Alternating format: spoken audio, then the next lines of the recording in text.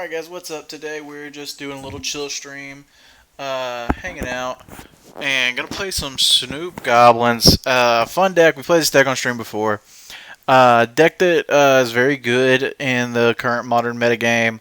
I think is very well positioned with its ability to, just have a oops I win turn 3 combo and also have a very good grindy game. This is my newest list. Very similar to what you've been seeing with a couple of things that are, my own little takes that I think are good right now. But, and obviously we have a bunch of random mismatched cards because of our rental service. But, 4 Auntie's Hovels, 4 Blackleaf Cliffs is good. ETB untapped lands in the first 3 turns. Auntie's Hovels just a free card pretty much whenever you're playing Goblins.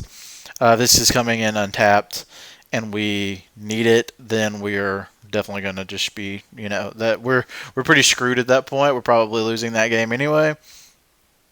3 Blood Crypts, 4 Bloodstained Mires, 2 Caverns. We got 1 Fiery Islet that we can cycle. And then we have 3 Mountains, 1 Swamp, and then 1 Polluted Delta that can also fetch any of our Blood Crypts or our basic Swamp. Looking at this, we've foregone any one-drop goblins other than a one-of Mog Fanatic. Mog Fanatic's just a fine one-drop card. Skirk Prospector, I just wasn't finding enough times where I felt like I really needed Skirk Prospector. It's a decent card to help you accelerate out some stuff. Most of the time, like this deck is fine just going through the long game. Cause the only time you don't really want to go into a longer game is going to be against something more like a combo deck. Like one of the turn 4 combo decks is just eventually going to go over the top of you, and that's where you have your combo. Like you just go get your combo and try and win as fast as possible. And Mog Fanatic also goes along with the combo because it can be the card you get off of your last Harbinger trigger. You can use this instead of Sling Gang Lieutenant to play around Veil of Summer. Not that this is going to be a line that comes around super often, but it is helpful because once you go for your Goblin combo, you cannot restart it after you've put your Kiki Jiki down. So just for real quick, we'll just go over the combo for anybody who's watching who hasn't seen this before. We have Snoop. Good old conspicuous Snoop. I don't know what is going on. Hold on one sec, guys. Let's see if we can mess around. We got goblins here. Got this. Alright. There we go. Our stuff is freaking out a little bit. So Snoop, it's like an experimental frenzy for goblins, unless you can play goblins off the top of your library and you play with the top card of your library revealed. But you also get the abilities of any goblin on top of your library. And then you have Bogart Harbinger, 3 mana, 2/1, just a normal Harbinger effect, ETBs. You search your library for a goblin card, put it on top of your library. So you play Snoop. And then the next turn, now that it is unsummoning sick, you will play a Bogart Harbinger. Harbinger goes and gets Kiki Jiki Mirror Breaker, puts it on top. We now have a Snoop with the Kiki Jiki ability that creates a token of it that's a copy of target non-legendary creature you control, except it has haste. And you sacrifice it at the beginning of the next end step. Conspicuous Snoop is also very good here. Like I said, just as being a thing, but now being an experimental frenzy. But now that you have the Kiki Jiki ability, you can just tap your Snoop to target your same Snoop, and you make infinite tapped Snoops, as many as you want. And then the very last one that's untapped, you will then tap and target Bogart Harbinger again, and then you put a card on top, like either Sling Gang Lieutenant who can sack a goblin and gain and drain, or a card like Mog Fanatic that gives all of your Snoops that you have in your infinite Snoops this ability so that they can deal damage. So that's your combo. That's how you win on turn 3. Other than that in the deck, we have 2 Inquisitions, 3 Thoughtseize to help slow our opponent down a little bit and make sure we can clear out some removal for our combo. We have 1 Tarfire just as a tutorable way since it is a tribal instant. to go get a shock. Comes in a lot of times when you need to kill like one problematic card out of like humans or maybe a plague engineer or something like that.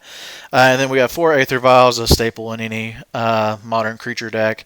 We have 1 Goblin Crater Maker, also kind of serves as like a backup Tar Fire that also can destroy target colorless non-land permanent, so maybe destroying something like an Ensnaring Bridge.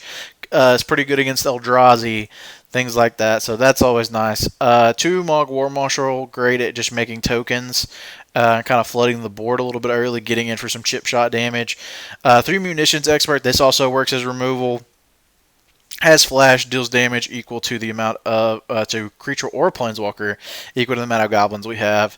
And then we have 4 goblin matrons. Just search for a goblin, put it into our hand after we reveal it. 3 mana 1/1.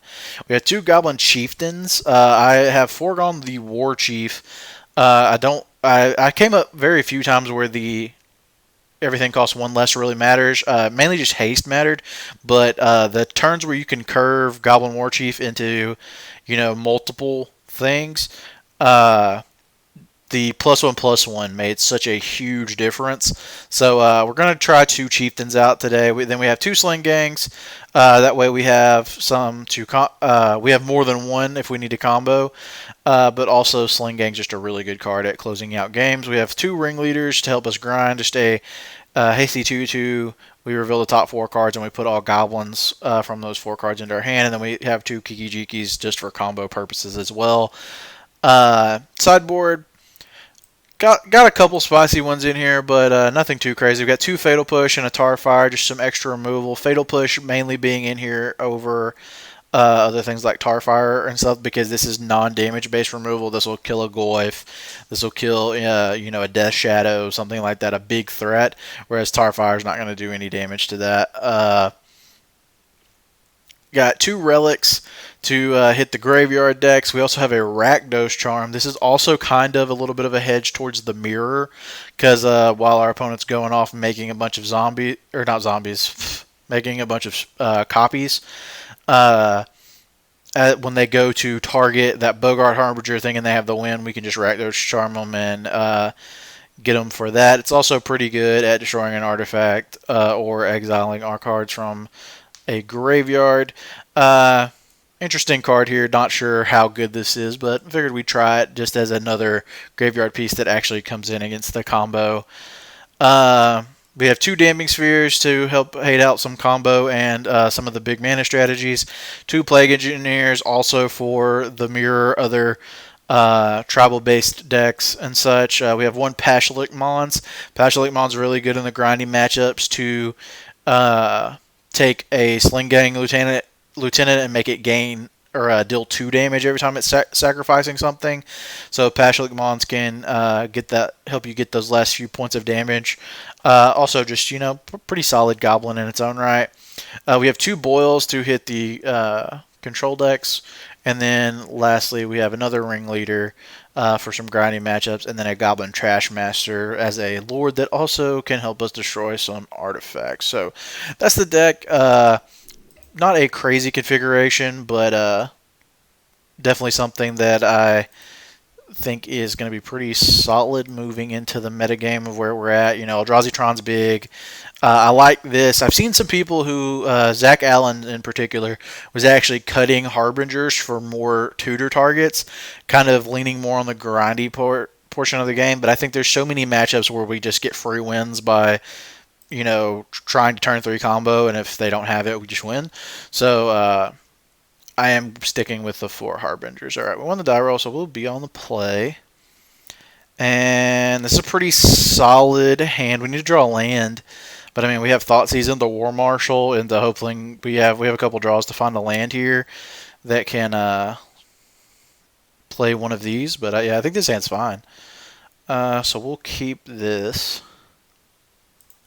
Yeah. And let's just play this. Not reveal that we're on Goblins yet, so we can very well look like we're on Jund here. Just going Fetch Shock Thoughtseize and putting ourselves to 15. So yeah, let's get our Blade Crypt.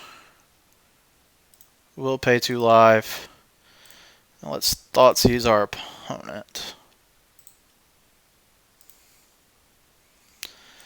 So opponent, Stoneforge, Saheeli Rai. Okay. I don't know if we care that much about Stoneforge. Saheeli Rai is definitely a little annoying here. Like, so they're gonna, like, the thing is, they're gonna play Stoneforge no matter what they do. So that's actually kind of frustrating. So maybe we might end up using this Matron to go. If they get a Sword of Fire and Ice down, that's gonna be pretty bad for us. I don't think Saheeli Rai really matters that much though, other than like them actually comboing this. So I think we're gonna take the Stoneforge, and then it opens up discard as a decent draw here, or drawing our Tarfire.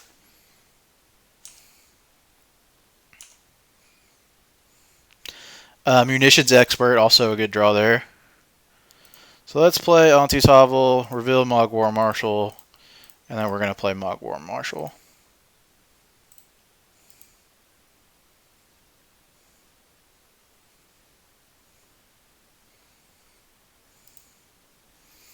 So yeah, opponent played a Tarn.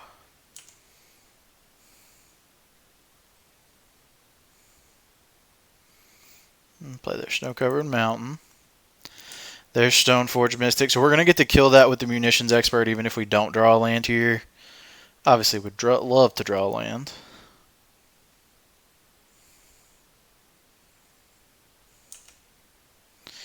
And they got Batterskull. Okay.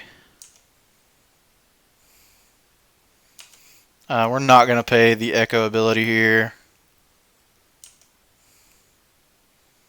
So there's another Harbinger. So I think we're just going to go ahead and get rid of the Stoneforge Mystic and get in for 1 damage.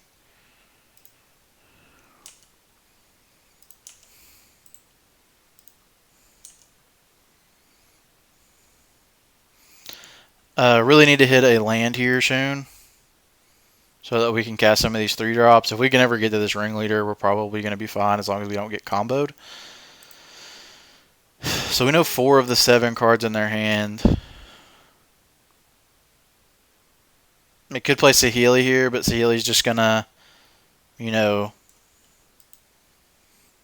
guess, like, Saheeli's fine. I guess. Oh, Soul Herder. Okay. That's different. Alright. So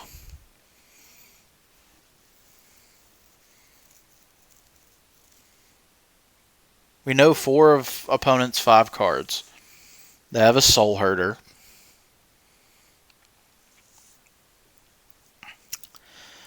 So we could. I think our best bet here is to attack and see what they do. I don't think they're going to block. We can attack, and then I think our best bet is probably to play Matron and get a.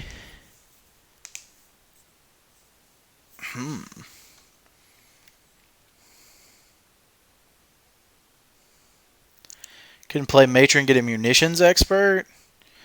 We could play Matron and get a Tarfire.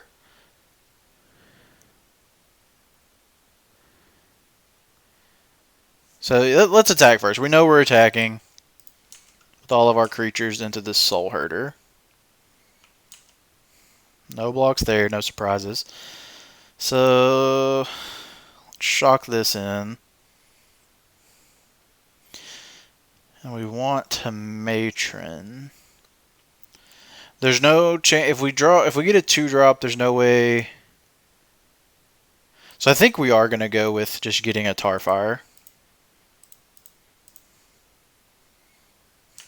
Tarfire protects us from getting comboed. I'm trying to think if there's anything better. I guess Mog Fanatic also keeps us from getting comboed.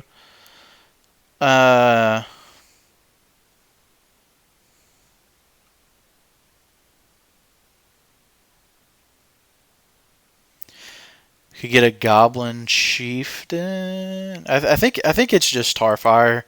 That stops us from getting comboed later on in the game, and gives us the hope of drawing a land so that we can play Harbinger and Starfire. Because like Harbinger into Sling Gang is going to be very, very good. So nothing here. They play a Hallowed Fountain, so they still have all these weird Field of Ruins, and now they're going to play a Saheeli Rai, so we know all their cards other than one. They're going to get a Scry here.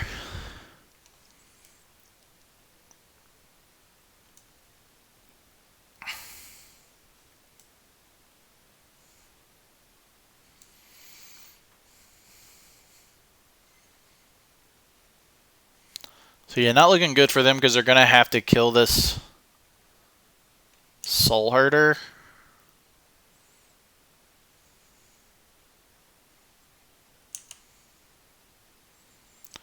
Alright, so there's an Aether Vial. So we can actually play this Vial here. And then...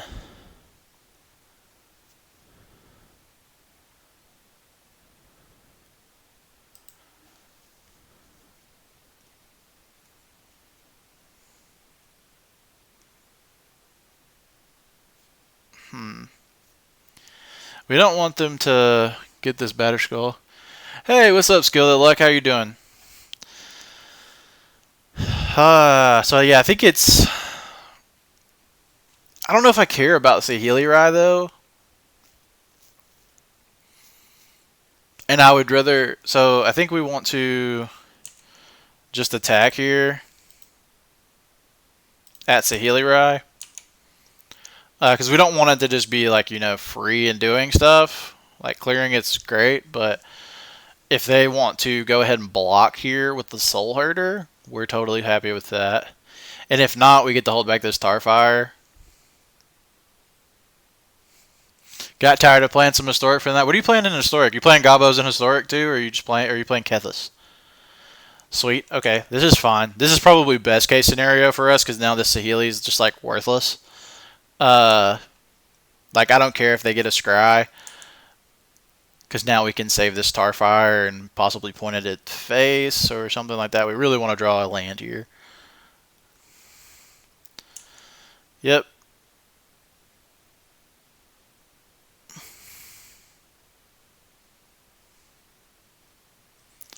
Probably just gonna hardcast a playing Kethis 15-2 with it Diamond 2 as a few minutes ago. That's baller. That's awesome. Batterskull. Yeah, Batterskull's gonna be an issue here.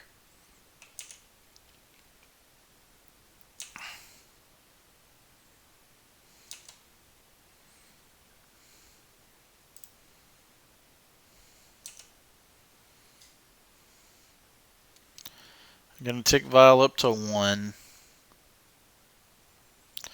Would love to draw a Munitions Expert.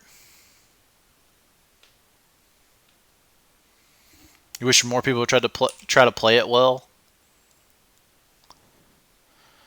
Alright, land here is pretty good. So I think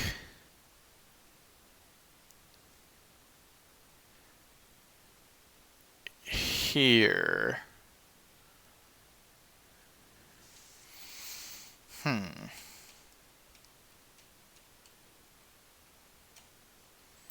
So here it looks like I think we're gonna Ringleader here and restock. Not great.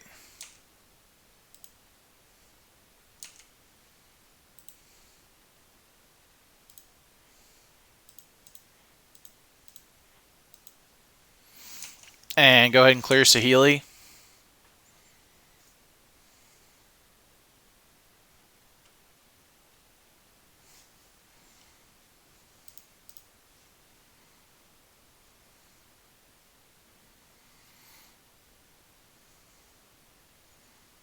Yeah. Next turn we get yeah, not much of a restock at all. We got a Kiki Jiki.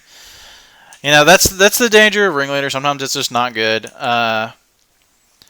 But next turn will be pretty sweet. We'll get to get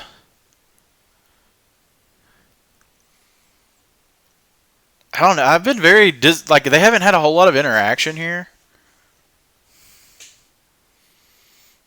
Watcher for tomorrow. Okay.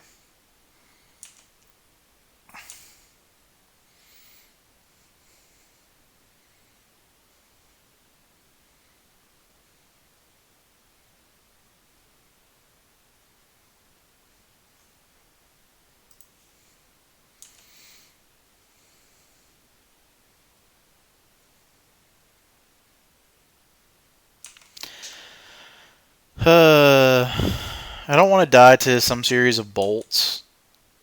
So I think we're going to block here.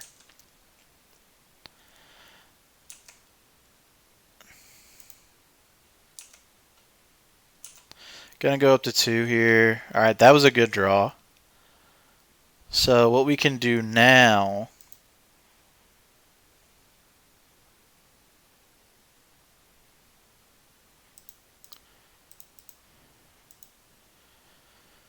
is play Harbinger. And we're going to put Snoop on top.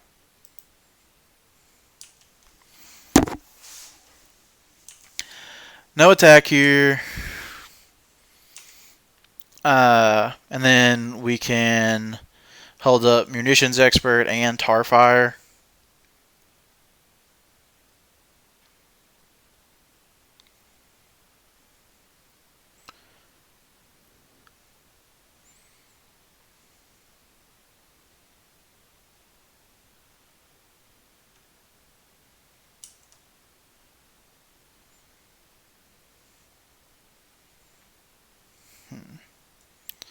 So let's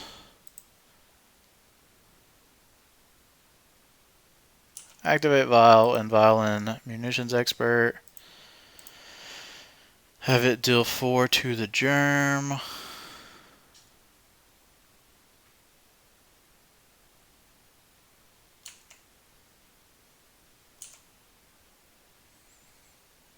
Cool.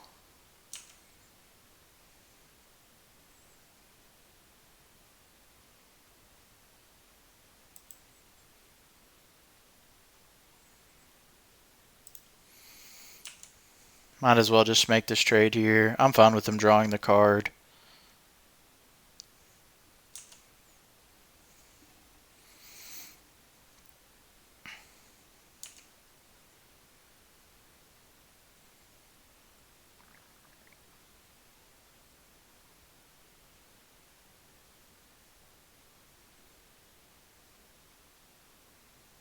Yeah, and I figured they would fill this here because we had the Snoop on top.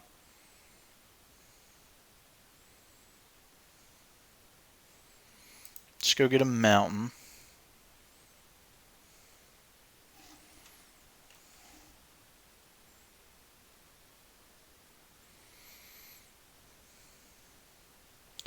Got a pretty decent clock here. Vial gets to go up.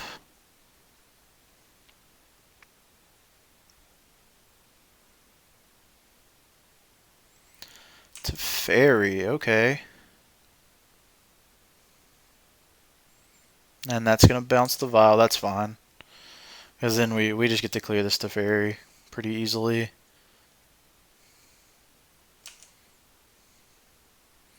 As a yeah, land's great here.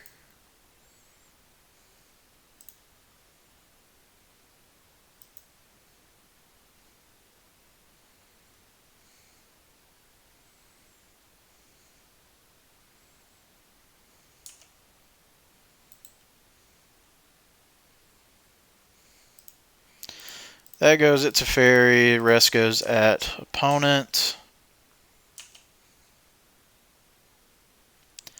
And then let's go ahead and play Harbinger.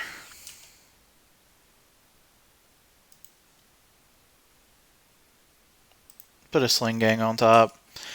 And, you know, if we're forcing them to use their field to stop us from drawing gas, I think that is totally fine. We have their combo covered. They can't even replay Batterskull. They didn't do anything to try to replay it last turn, but...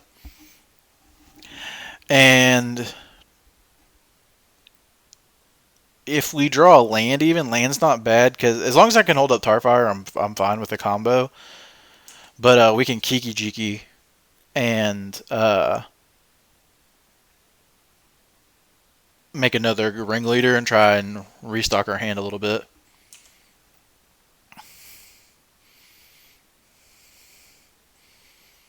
And we have 7 damage on the battlefield right now. It's pretty solid. Another Field of Ruin.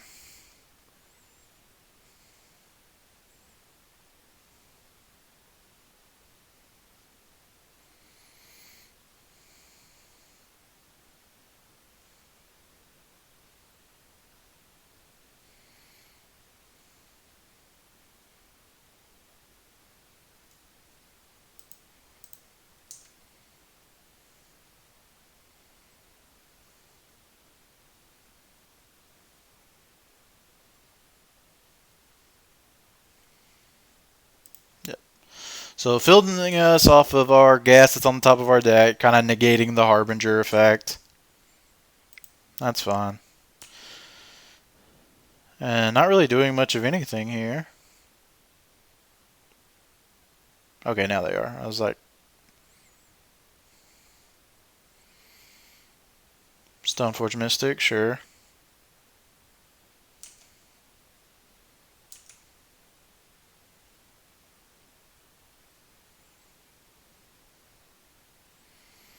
Sword of Feast and Famine. So they don't have Sword of Fire and Ice, or they probably would have went and got that one.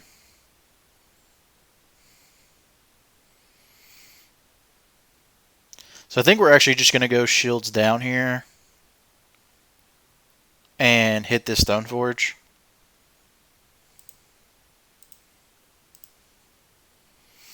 And we can hold up Kiki Jiki.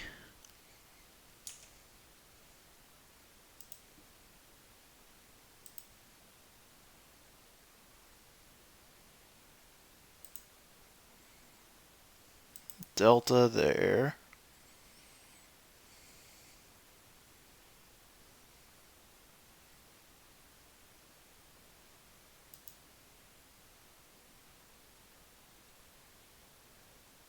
I think we've already been through 3 Blood Crypts and our Swamp, so this just doesn't even have any fetchables to hit. I don't believe, so that feels kind of bad. So let's just play Kiki Jiki here. And then we'll have the option to use the Munitions Expert if they do try to combo us or do anything crazy with Kiki Jiki. But then we also have the option of just ringleadering at their end of turn. Yep, return Batter Skull. So like right now, if they just like if their play is like, you know, play something, play Batter Skull. You could play a 3-drop and then play Batter Skull.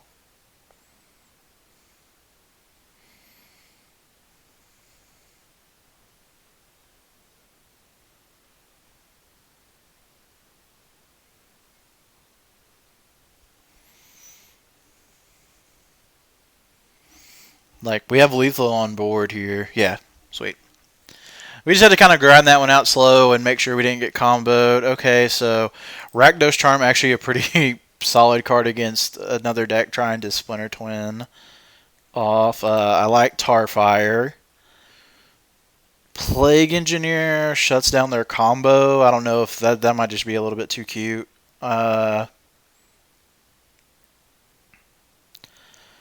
Boil is a possibility. I don't really care. I don't think Damning Sphere or Relic is very good. Or very good. Kind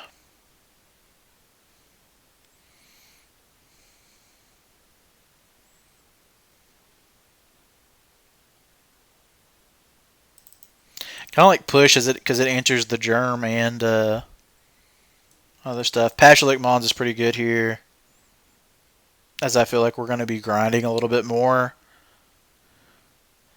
I don't know though. They didn't show us a ton of. They didn't show us hardly any interaction there, so I really don't know.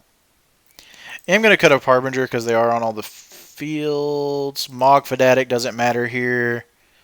I guess Mog Fanatic, though, actually just also answers the combo.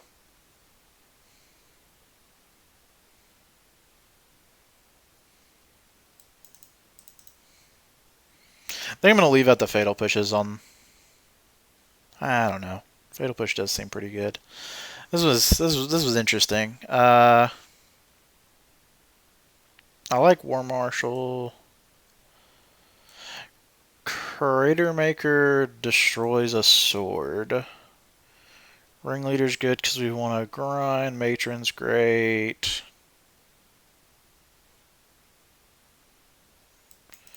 Maybe we just don't care about Pashlik Mons.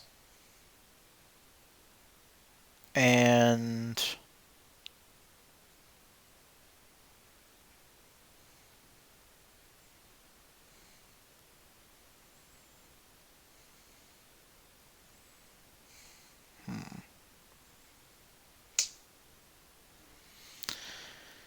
Interesting.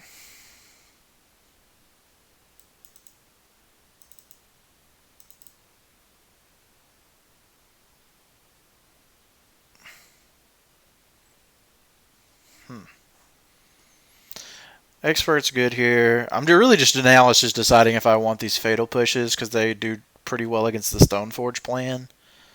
But I feel okay against the Stoneforge plan anyway with Tarfires. And let's ditch the Mog Fanatic and play a Fatal Push.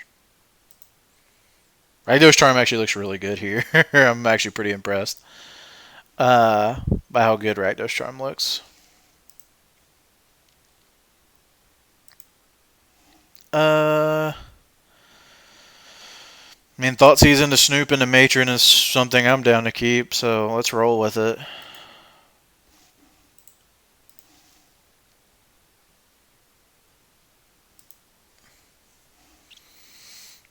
Pog.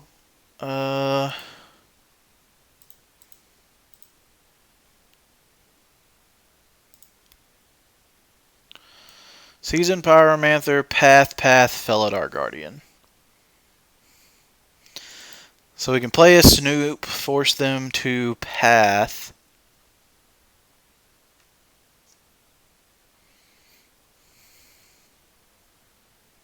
I don't really think I care about. Like, they're gonna Path us here. This is the only thing they're really doing the first couple of turns of the game.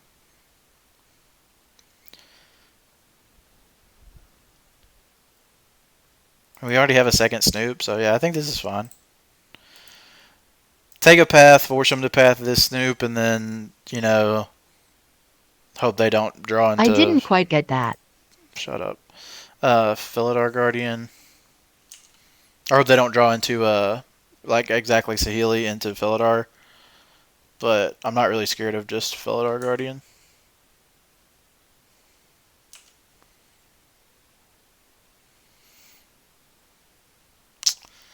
That's also pretty good. We can just be a turn slow.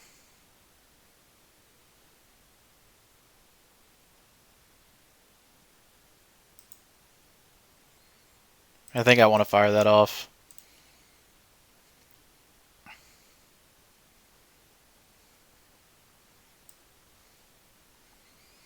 Alright, so they just have the removal, and we're going to have to fight through that.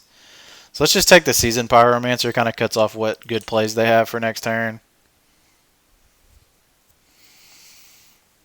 So they have removal, and we're just going to have to fight through it pretty good. But like playing the Snoop here and then being able to Matron for a Ringleader should be able to get us through that removal, and we just kind of have to hope not to get comboed.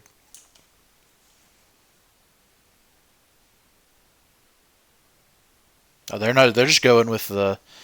So we know they have Felidar, Path. I played this Flooded Strand already. Lightning Bolt. We know we have those. So we know the exact 4 cards in their hand. No, there. That's what we know.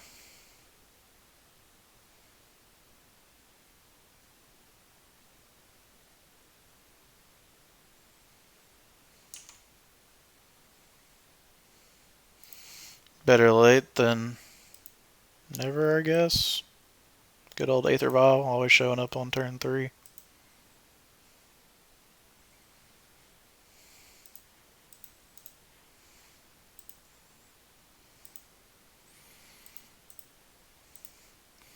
Normally it would be correct to leave open mana in case Snoop flips something, but our top card we already know is garbage, so.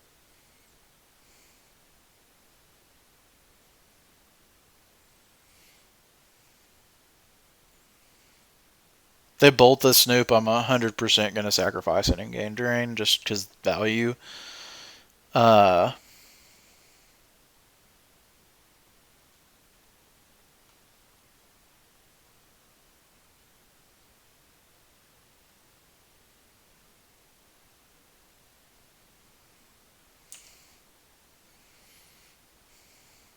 they have to fire something off here. They're almost assuredly going to bolt us. They're going to field us off Cavern. And then get a mountain, I guess. That feels bad to get a mountain.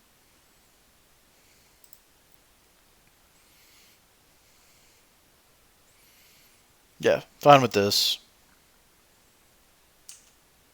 Put Blackleaf Cliffs on top of our deck. Not the land we wanted to see there, but it is a land. So Matron will be live next turn, so we can Matron into. Oh wow! So they didn't do anything there. So they're just gonna play the Lightning Bolt. They have 2 extra cards in hand that they cannot cast. Cool, cool, cool.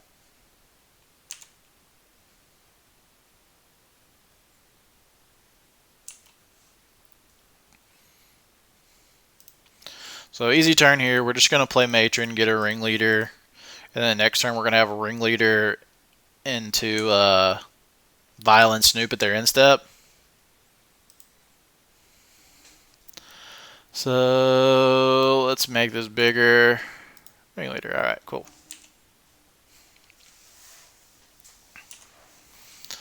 So yeah, next turn is gonna be Ringleader. Try and get a couple extra cards in hand.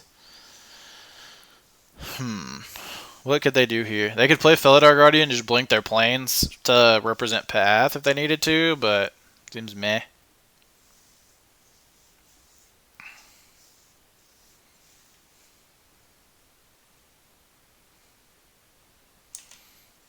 That looks like what they're going to do. The anti-value in that is very bad. So you may cast Goblin spells from the top of your library. So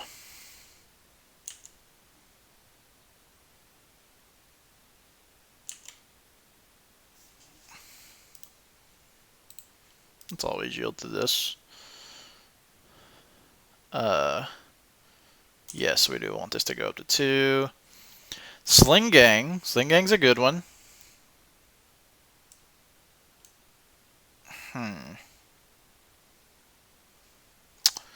So what we could do here, we have some options. I think our best option is to Ringleader, hoping to hit a Munitions Expert, and also just hoping that they don't have the combo. I don't see why they wouldn't have played Saheeli out first there with Path Up rather than play this. So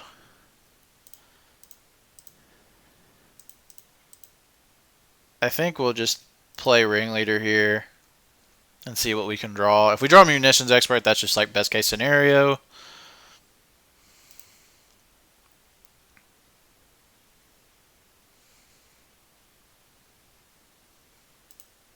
Poggers. Poggers. That was beautiful. Just absolute cold shot. No attack here because they'll just block with the Felidar Guardian, and we're not going to kill our Matron for no reason.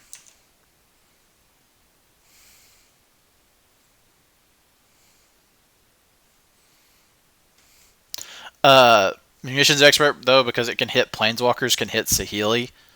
So we know they have Path, but even through a Path, like, it doesn't matter. And if we go to Instep, and like they just don't do anything here, Really? And then we go to instep, we can just put Snoop into play. And then threaten combo next turn.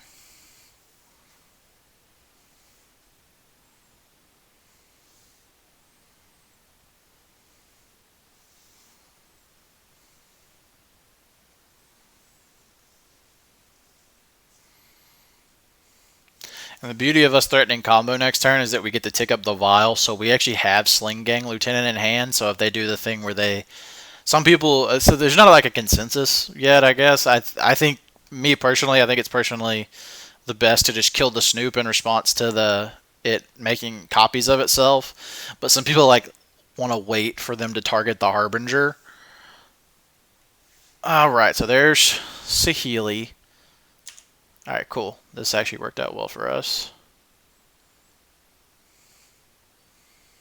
They minus, or they didn't minus? Why?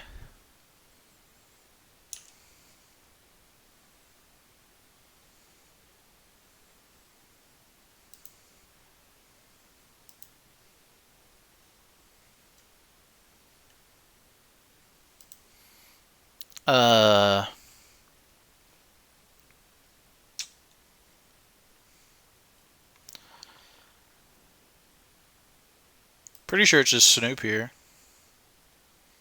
Got a vial on top.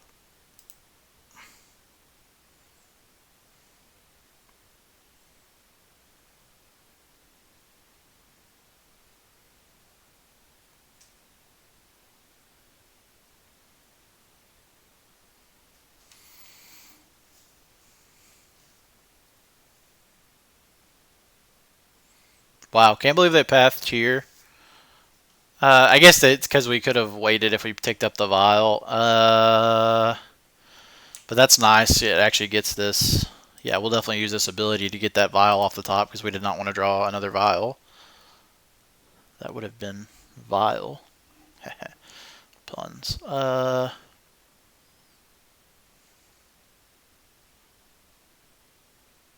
Yes. And Matron.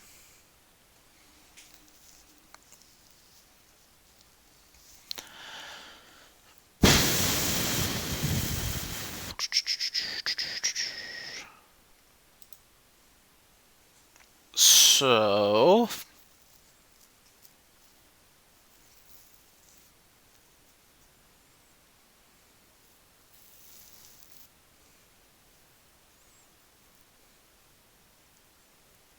I'm trying to think what line does us best so that we don't die to the combo.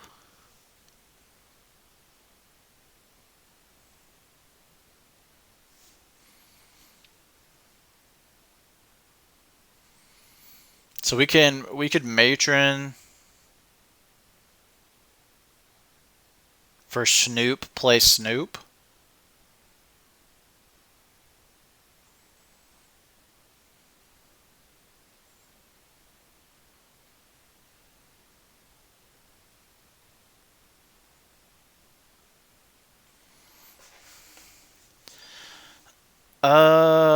With that, so, and we just have to hold up Munitions Expert. But that also, we also don't want to die to like second combo piece. So maybe it's just Matron here. Could just Matron for Ringleader too. So yeah, let's just wait. Let's just wait and see what happens here. No attacks again. No real point here.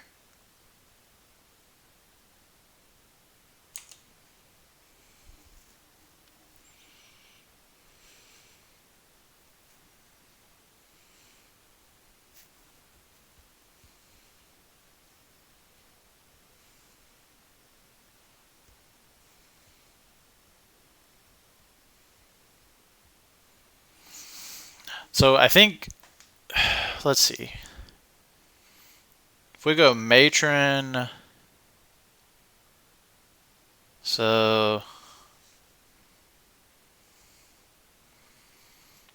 activating here. I don't know why they tapped a white. First.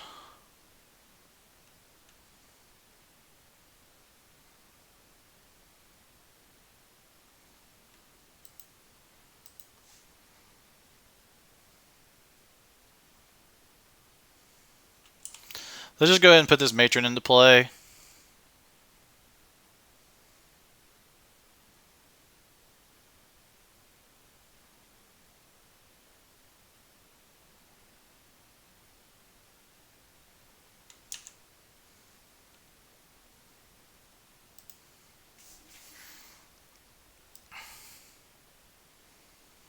And I think we just want to get a chieftain for next turn. And then let's let this resolve.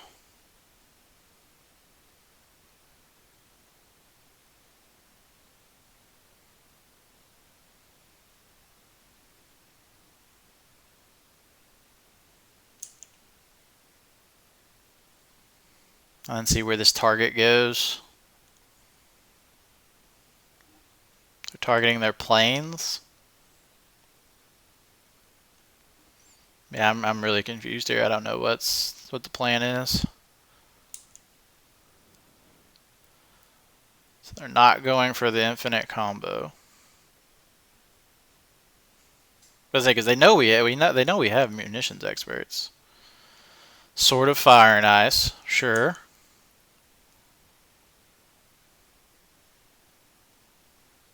They're gonna equip to this one, and we're gonna play munitions expert and kill that one.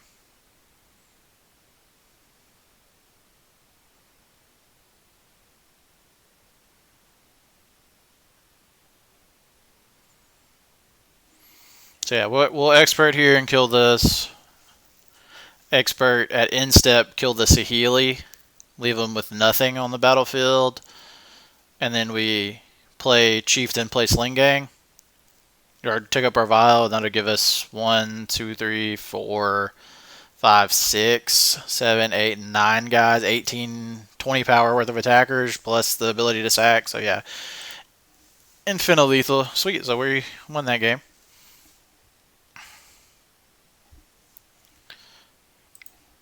This list feels really good here. I mean, even though that's a little bit of a off the beaten path deck, like it's not a deck that's like tier 1 or anything. I mean, we kind of show that like we're just a superior, like we're superior at being able to grind through stuff. Like, you know, I never felt like we were just like, oh no, we're gonna get comboed. Like I think they had a turn in game 1 where they had like 2, 3 cards in hand and they had to have exactly the combo. Plus, or they had 3 cards in hand. They had to have exactly the combo plus removal spell. And you know, if they have that, you know, they just get it. But felt really good there. In that game, munitions expert really was showing out in that one. Munitions expert, but definitely like one of the cards that I like the most in this deck. Just being able to further your board presence and also just have something that like kills large creatures a lot of the time. Alright, we're on the play again. Aether Vial into tap land into tap land Thoughtseize into Harbinger. Yeah, I mean this seems fine. We have lands. I mean, we have lands and things to do. So that's always nice. We're almost certainly going to give away what we're on right away. We're going to lead on Blackleaf Cliffs. Because Auntie's Hovel is always going to come in untapped, pretty much. Whereas Blackleaf Cliffs could not. Like, for example, if we drew another Blackleaf Cliffs, we'd want to play it first. So let's Blackleaf Cliffs. We're not the Thoughtseize on one here, but I think Vial is just more important. Even if our opponent has discard, we'd rather have Vial down.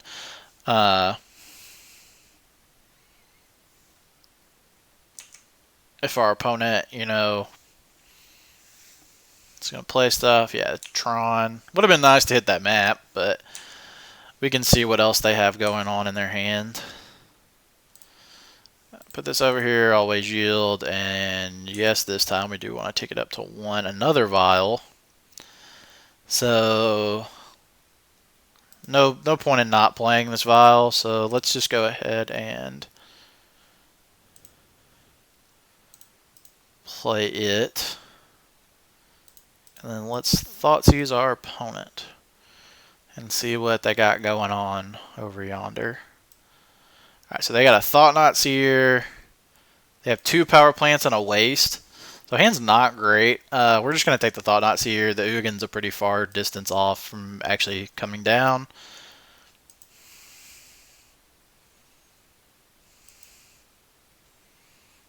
Would love to draw like a Snoop here. Oh, they drew the mine. Nice. What a Tron player.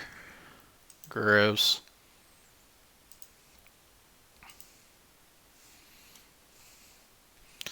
This one's going up. These are both going up this time. Kiki Jiki. Definitely not the greatest one there.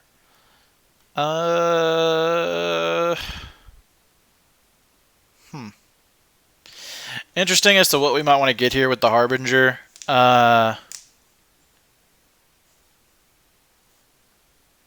we kind of want to hit a land for Sling Gang, because if not, we're just doing nothing the following turn. It might be just Matron to set up Ringleader.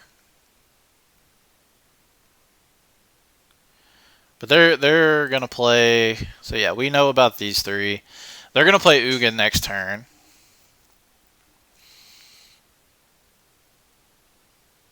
And if they... Could get Chieftain, because it'll trade with the Ugin. Unless they make a 2-2. Lots of interesting things to do here. I think it's actually Matron.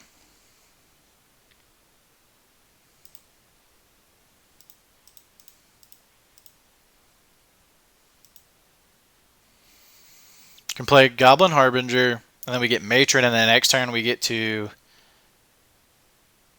Matron for a 2-drop that we can put into play, or a 3-drop, a 2 or 3-drop. And then the next turn we get to put Sling Gang into play.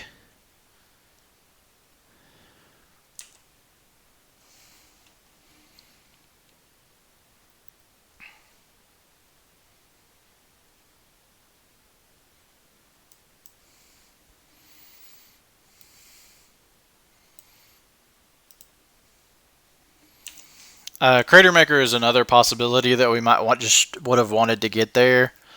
And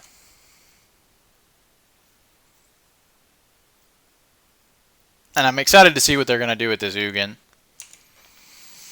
But like, we untap, both of our vials go up.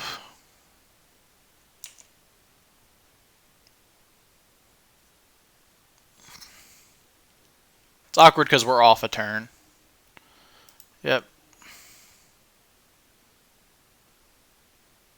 Yep. -3 here would be best for us. If they plus, it's going to be a little bit bad for us. Okay. So plussing there.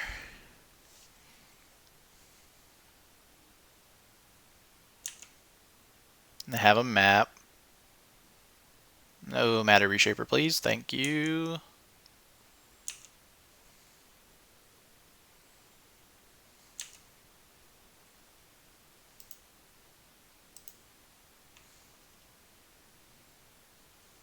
Both files going up here. So, Matron.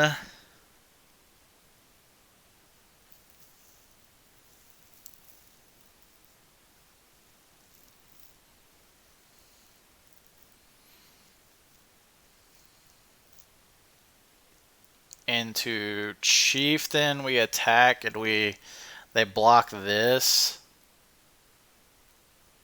And Ugin takes 4 and goes to 1. That's not great.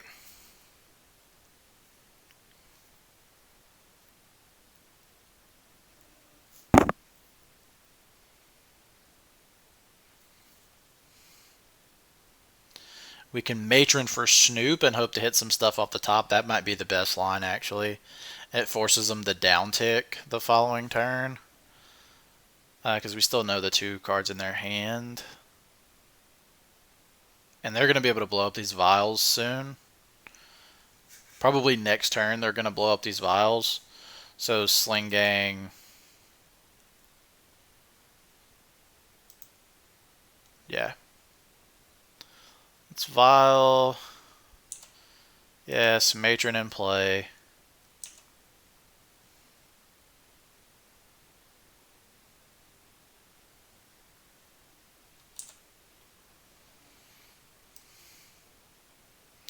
Guess we can just go get Crater Maker and kill this and then not have to worry about it.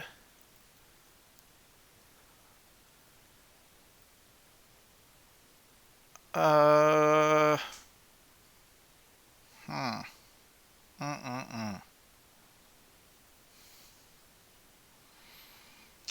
I think Snoop's still just the best bet.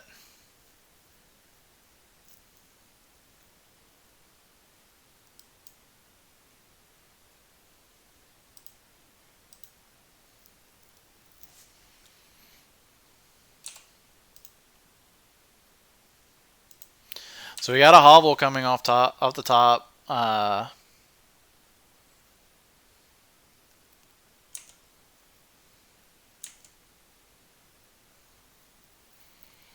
Yeah, this has been kind of a tough draw. They ripped the perfect card off the top. Yeah, they destroy Snoop. We have Hovel coming off the top.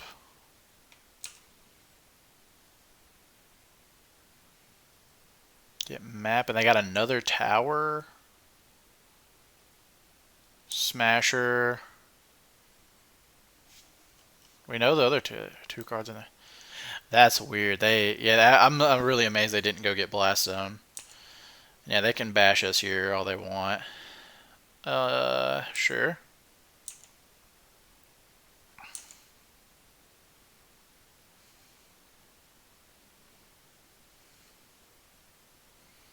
So we know we're drawing an Auntie's Hovel.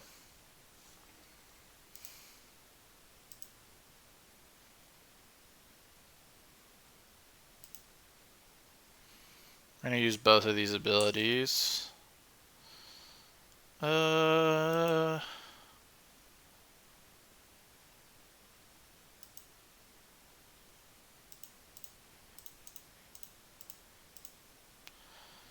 let's play Sling Gang Lieutenant.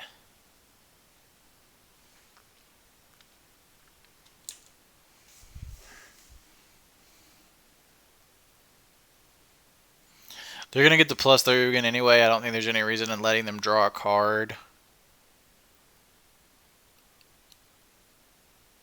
to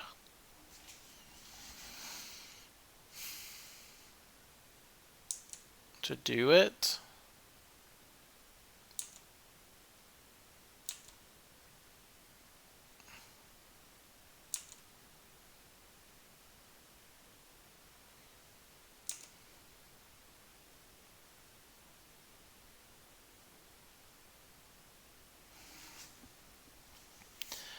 If we can get rid of this Ugin...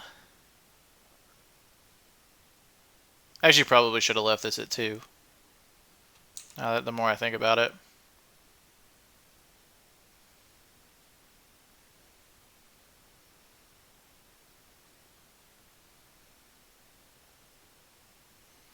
We'll block this Spirit. We are going to take 5 from the Smasher because it doesn't matter anyway. But we'll block the Spirit and sack a Goblin.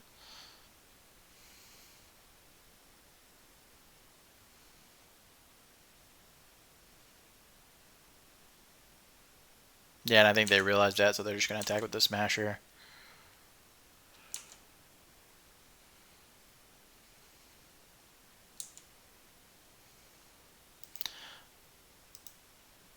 So vial number 1, we're gonna go up to 5 just in case we don't draw this land.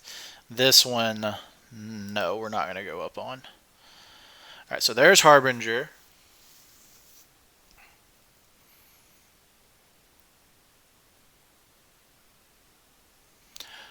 So,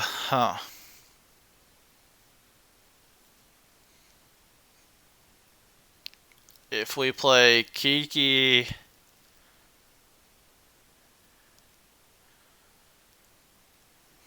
we have to clear this Ugin. We also have the block.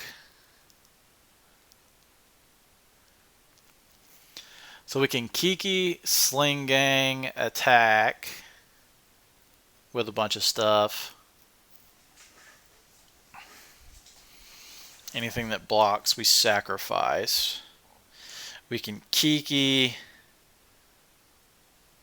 This is only when it's targeted by a spell. So we can Kiki and Matron for... That might be the line. Kiki Matron for... the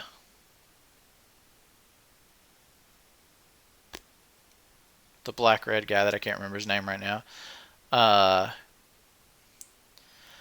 We can flash that in, kill this reality, and attack for everything. So if we attack with everything there, we have 1, 2 that they block, 3. So 1, 2, 3 would get through still and kill the Ugin, assuming we know their hand. So, or no, we don't know their hand. We have 1 unknown, which I don't know what it would be. Makes me think it's probably just another land. That still leaves Ugin too small to kill a Snoop. So yeah, I think this is the line. Sorry I had to think that out so hard.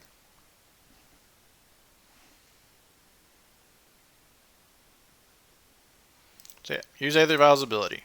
Kiki Jiki.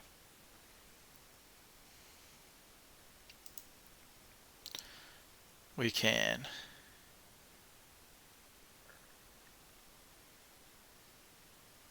Kiki Jiki on Matron. Copy of Matron. Yes.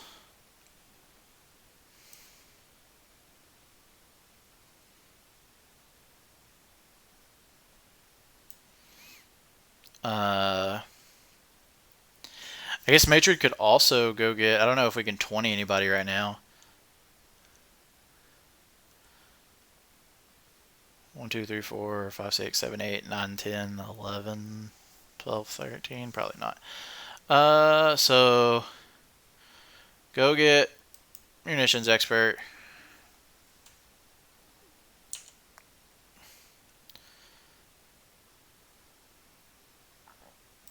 To combat, we attack Ugin with all of our creatures except for Sling Gang.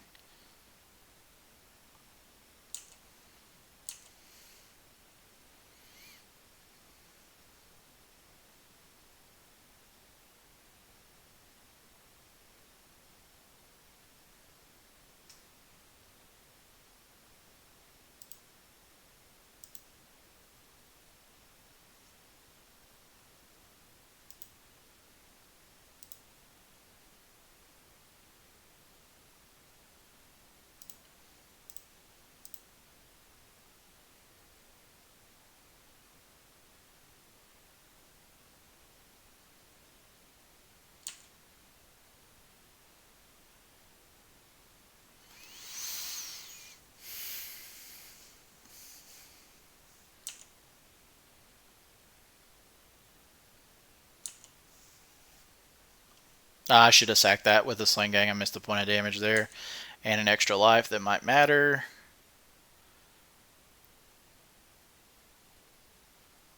Ghost Quarter. Alright, we know they have Waste in hand. All the mana in the world. Thought Knot's here. Okay, that actually worked out well for us. Let's activate Vial. Play Bogart Harbinger.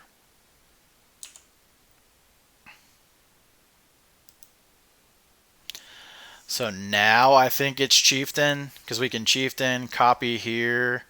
We'll have 1, 2, 3, 4, 5, 6, 7, 8, 9, 10, 11, 12, 13, 14, 15, 16, 17, 18, 19 damage or 19 attackers, not to mention sacrifice.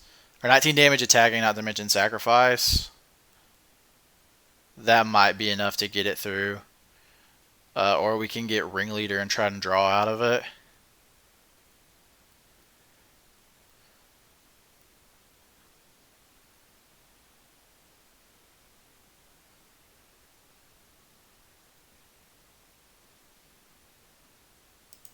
I think I'm just going to get chieftain.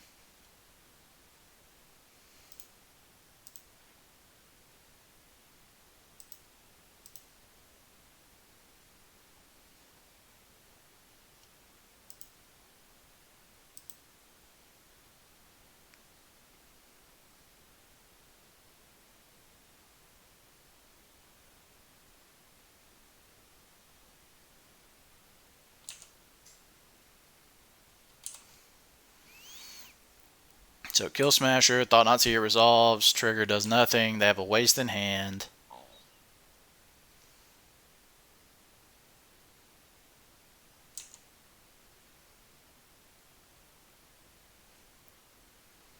Oh, sure, so this is just lethal. Yeah, we'll definitely take this.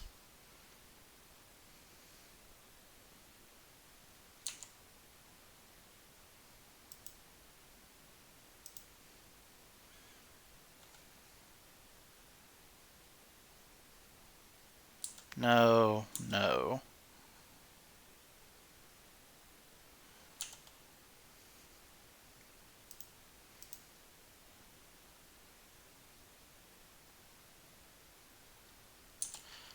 Put in chieftain. Copy Sling Gang.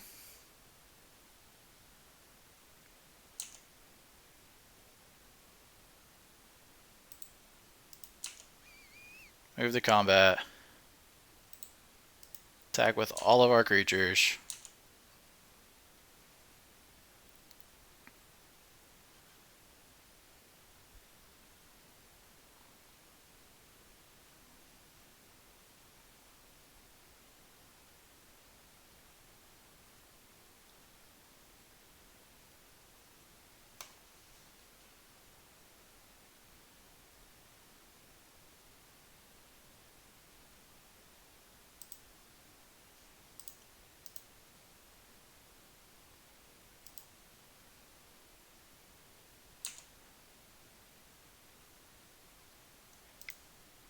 Sweet.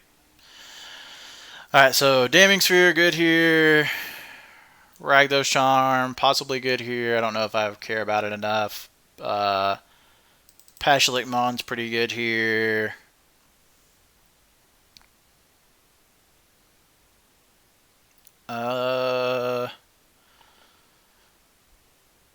Something like Mog War Marshal matters a little bit less here. Tar Fire is really bad. Mog Fanatic doesn't really do much. Don't care about Relic. Trash Master, maybe. I don't even think I want Trash Master. Ringleader is a possibility here. This game can get a little bit grindy. So let's just go with Trash Master, and we can cut down on a chieftain. I don't think we want too many of these effects. I think we like we just used it. That's about all we really want it for. Keep it in full combo because they are a deck that is light on interaction. So, and can probably shave an Inquisition actually for this Rakdos Charm. I don't even know if we want the Rakdos Charm really. I want to bring in more 4-drops.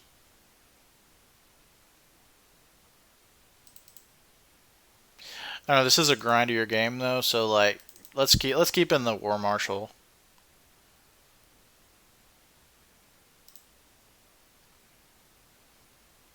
But I don't think we want the Inquisition or the Tarfire.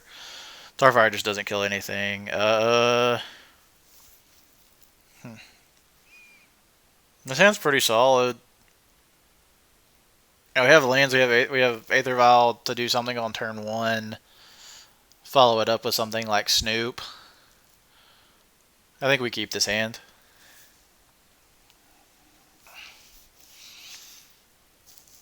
We might actually wait the Snoop on instep, hoping that we can get more draws at a Harbinger.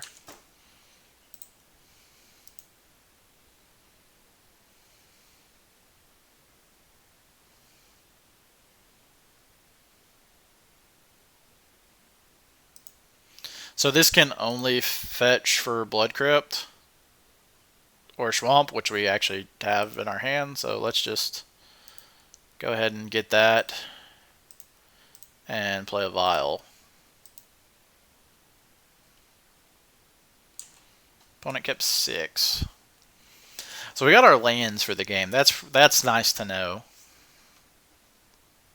Maze Mind Tome, you got it.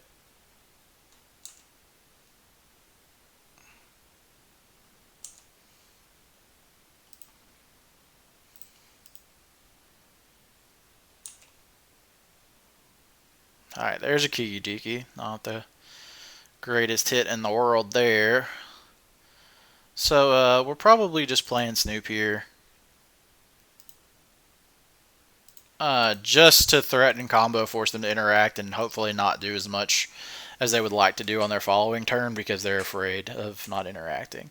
Another Snoop's nice. Not mad about that.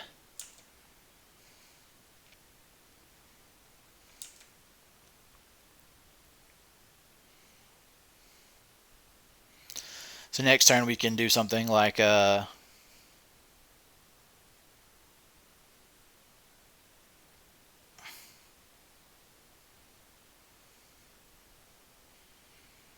guess we can see what's on top. Alright, not Tron. That's nice. Gonna draw a card with their Maze Mind Tome. That's also nice to see. Okay, cool. Cool.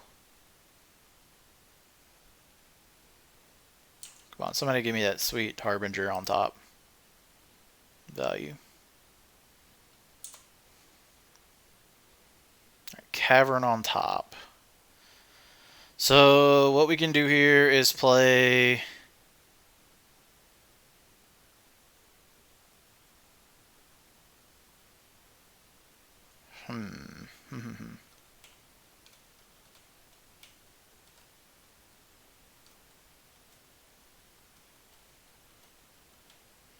So I think we're actually going to just play this land here untapped and play our other Snoop.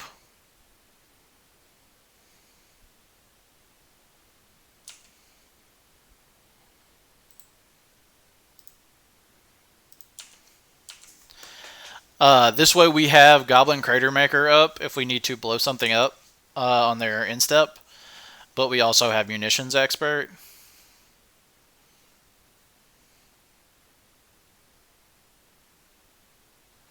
So they dismember there. That's totally fine.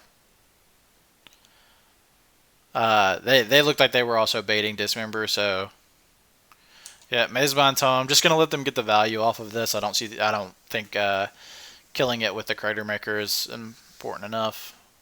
As you can see how good this card is, though. Another power plant. Yeah, Ballista. Okay. Ballista's not what I was expecting.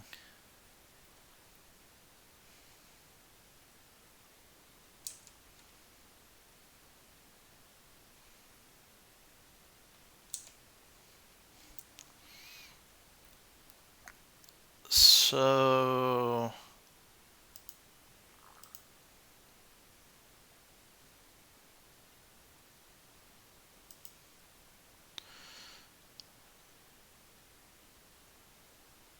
we can put in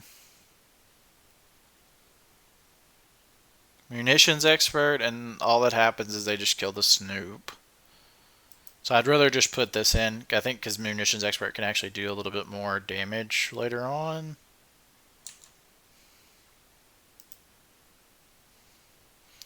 I don't know why they didn't kill this. Yes, we want to tick this up. Thoughtseize. That's not what we want. So let's just play this tapped.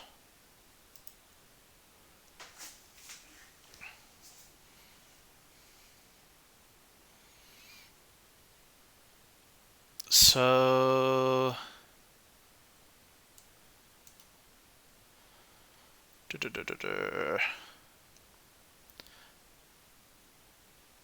I don't think there's anything we can really play around here. So we'll just play Munitions Expert.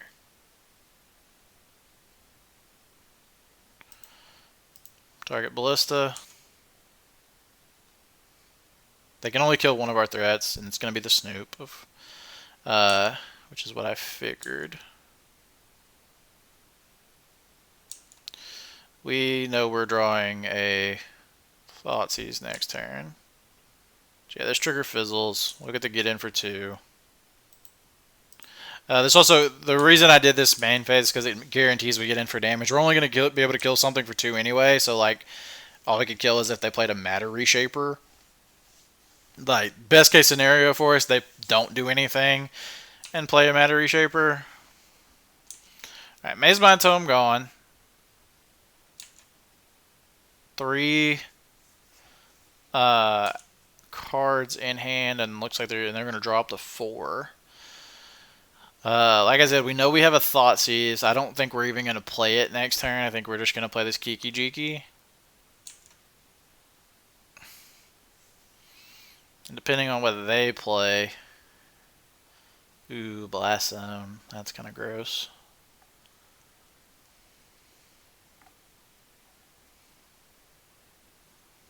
So, like, if they played a large threat here... Okay, Reshaper. Sure. So now what we can do is we can play Kiki Jiki and then make a copy of Munitions Expert. I'm actually going to keep this. Let's just use it on 4.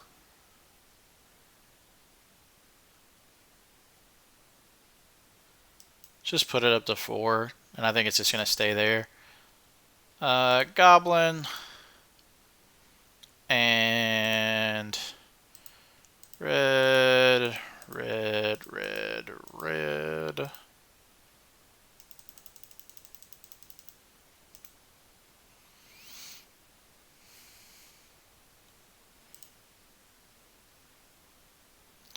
Let's make a copy of Munitions Expert. Since we can't activate the Crater Maker, kill their Reshaper, which I know they want anyway, but this way we can get in for some damage.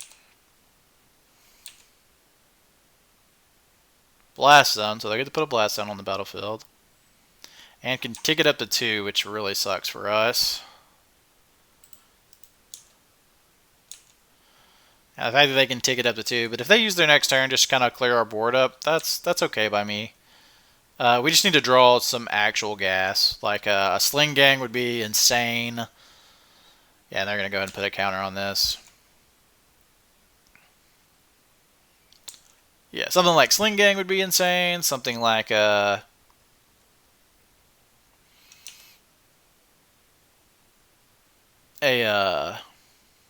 Matron even.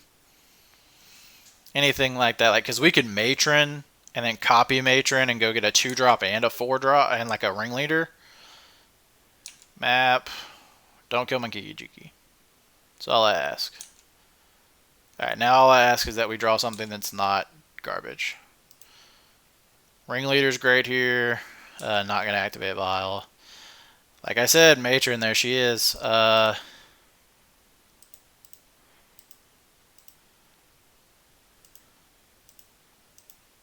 Matron here.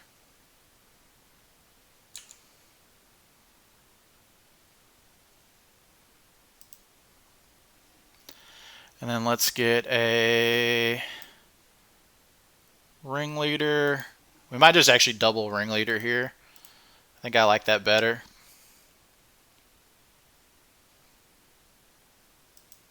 It'll depend on what this Ringleader hits. Unless this Ringleader hits just like really, really good. Like that, yeah, that was a complete whiff. Uh,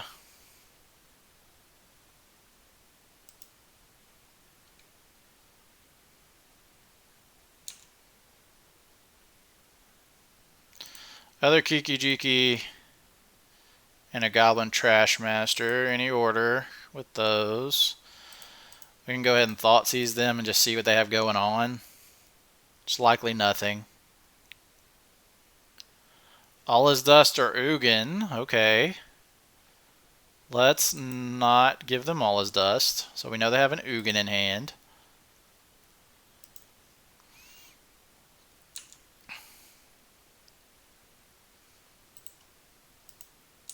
I think next turn we actually have Lethal lined up because we can double Trash Master and give a double pump to all of our guys. That's 3, 4,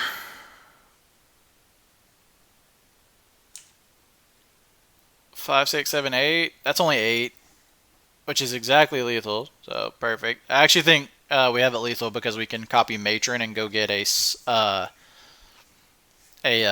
Sling Gang. I think Sling Gang seals it up pretty good. We also have the other Kiki Jiki, so we're locked up on that if they play this Ugin and just -3 on the Kiki Jiki. Yeah, no crack here. Gonna go get the last Tron piece. Play Ugin, and we're just kind of hoping they don't do too much here. 6. They'll have 4 mana left over, which is 6 with Ugin. So, I mean, I'm trying to think of what the worst thing they can do here is, and I think it's like Karnus and play like an Ensnaring Bridge, and I still don't think that's enough.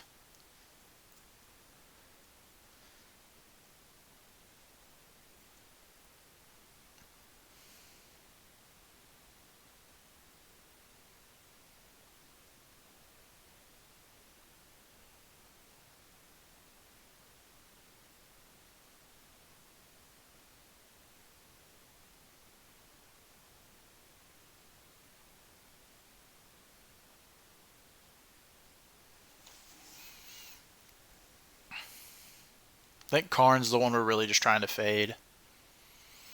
Goblins showing the grinding potential. We have yet to actually combo anybody at all.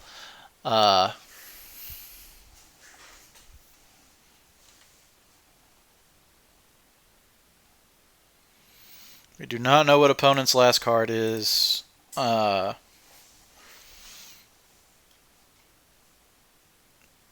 I think worst case scenario for us, it's Karn. So yeah, they destroy our Kiki Jiki.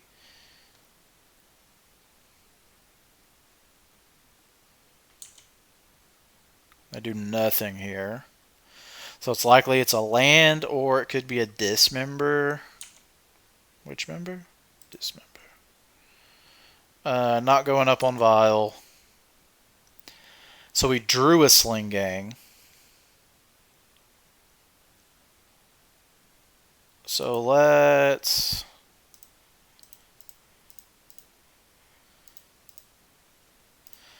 play Kiki Jiki.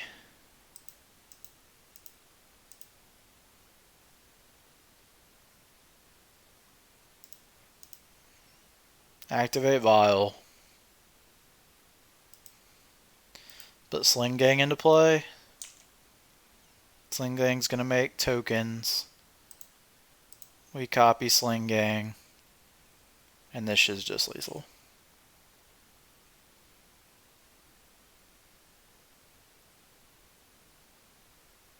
Yeah. And we got it. All right. So we're 2-0 here. Need to change our thing. I apologize for that.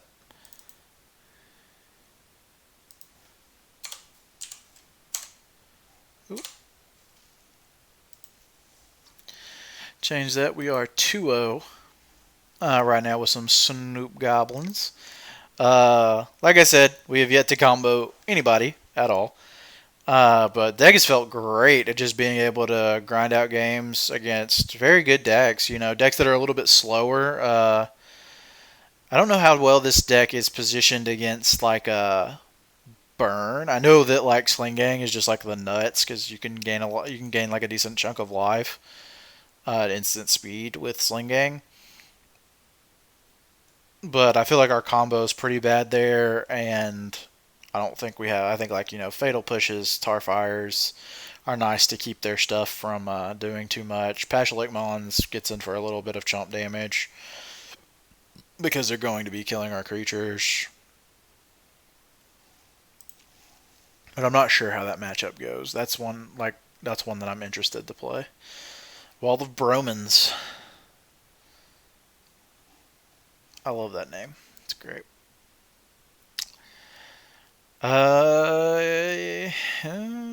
Yeah. I mean, we're on the draw. We have turn 3 combo as long as we don't draw a Kiki Jiki. So I think we'll try this. We need to draw land, but this hand seems pretty solid. I'm not mad about it. We should be able to draw our third land. And once we draw our third land, our hand's just unlocked and we can do everything we ever wanted. These are one of those close sevens where like I think we can mulligan to a better 6 for sure, but it's hard to turn down, blind, need one land on the draw, 2 combo on turn 3. Opponent mulled to 6.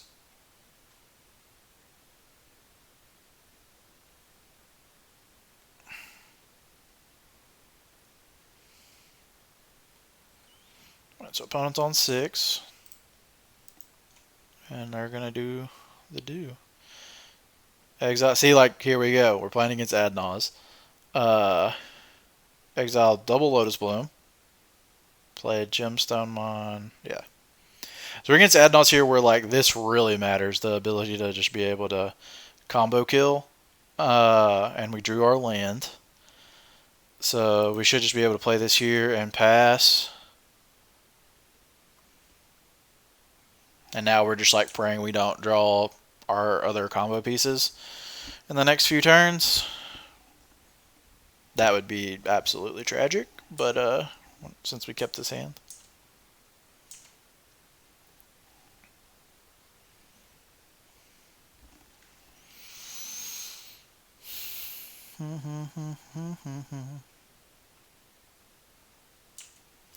I'm pretty sure this actually gets around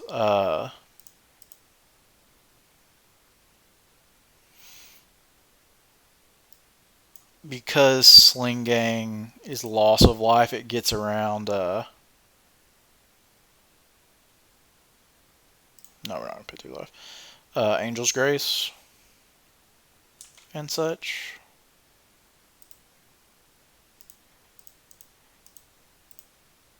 But I'm not sure.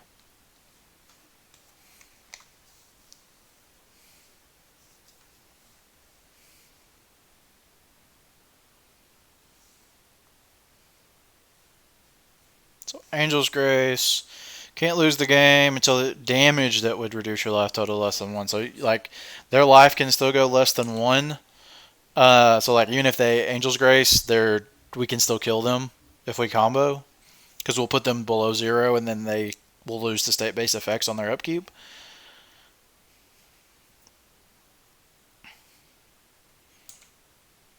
So they're kind of on like Path to Negation or Bust here.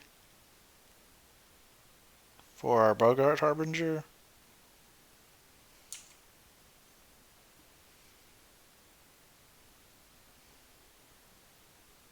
Peer through depths. Got it.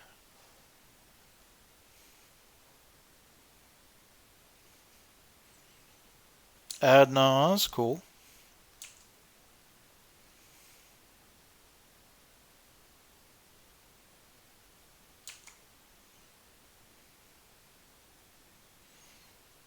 Think we're just going to be a turn too fast for him here.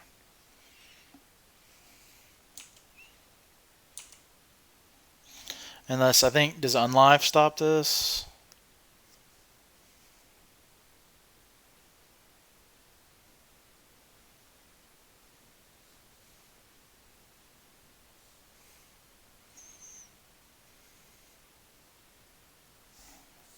So Unlife stops it. Unlife is what they have to have here.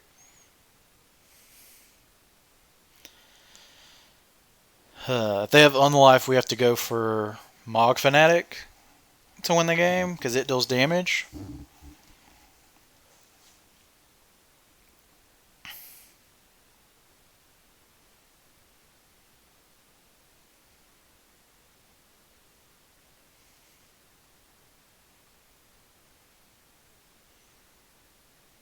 Also, we have it locked up. We're not going to draw our other Kiki Jiki, which is great.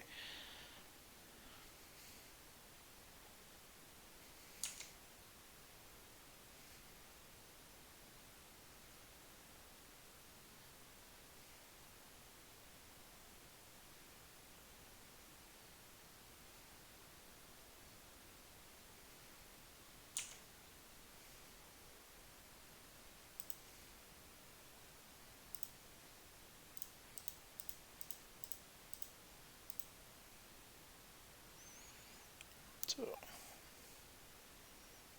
Bogart Harbinger.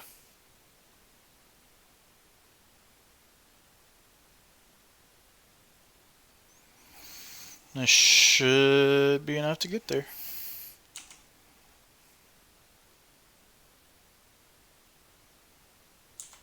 We'll use that ability. Going to go through here and get Kiki Jiki.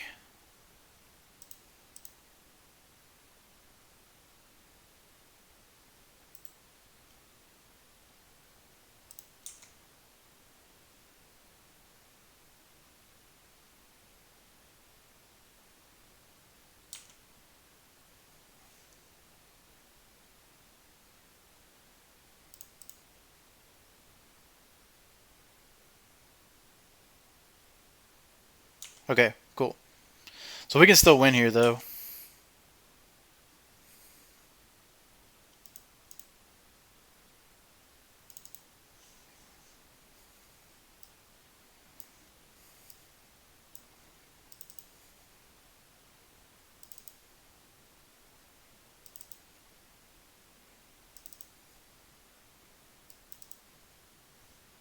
Let's move this out of the way so I don't accidentally click on it.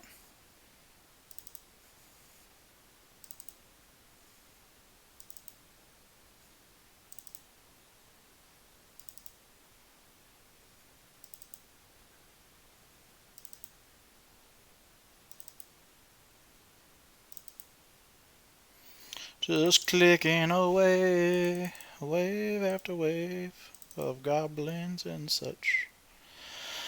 This is 10, 4, 5. This is plenty. So then the next one here, so we have 1, 10, 15, 16, 17, 18, 19, 20. Yeah, we have plenty. So let's play. So now we hit Harbinger. Harbinger. Yep. Yes. And let's just check. Sling Gang is loss of life. Cool.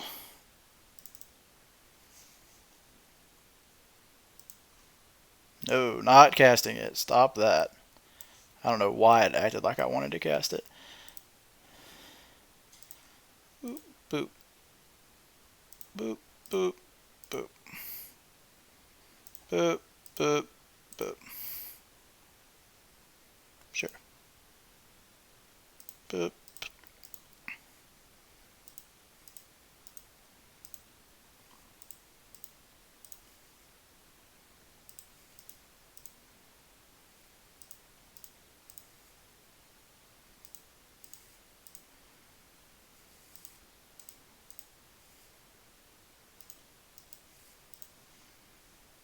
Yeah, they will die to state-based effects on their upkeep. And I think they've just realized that because I kept going. I don't think they realized that Sling Gang was loss of life. Alright, so here we want Damping Sphere to stop them from comboing. Trashmaster's pretty good here at blowing up their artifacts randomly. It's a little slow. I think I do want Rakdos Charm here. Something like Tarfire is virtually useless. I like Mog Fanatic because they do have Veil of Summer, which they'll likely bring in against our Inquisitions and Thoughtseizes. That is a very good possibility. So to play around Veil of Summer, we're going to leave Mog Fanatic in as a way to win. Even though it sucks because it doesn't beat something like a, the thing. Angel's Grace. I don't think we have time for Ringleader to be as good. Pashulik Mons. I mean, like, if I don't think we're winning a fair game here. I'm trying to think of all the cards that they bring in. Relic seems bad. I'd probably just cut Ringleader because we're going to be big on the combo here. I like Chieftain for the ability to possibly give us haste on like maybe a slower kill, or like through an Aether, like with Aether Vial or something. I like these three. Munitions Expert does little to nothing. Any threat that they bring in is going to be like way too big or have hexproof. Which I doubt they're bringing that in. I think they just try to combo us. Plague Engineer seems bad.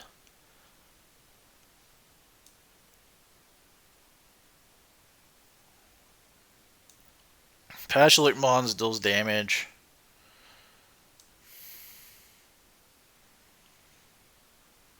I think that's just so loose. I don't think that's actually going to happen.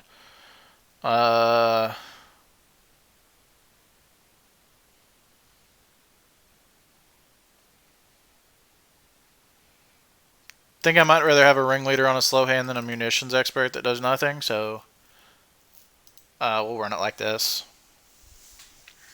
Because like Munitions Expert literally just can't hit anything that they actually have. Like there's just nothing that they actually have in their deck. Sneep.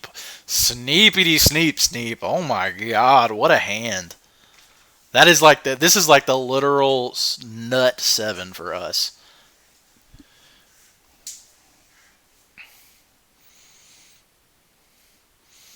Thoughtseize into Snoop into combo, and then we follow it up with a Damping Sphere. That's perfect. I don't think this hand could get any better. Hell yeah, we're keeping. Opponent mulligan to 6, and is on the play. Yeah, we got turn 3 combo. Just don't draw like. Alright, so Leyline of Sanctity was something that I was worried about.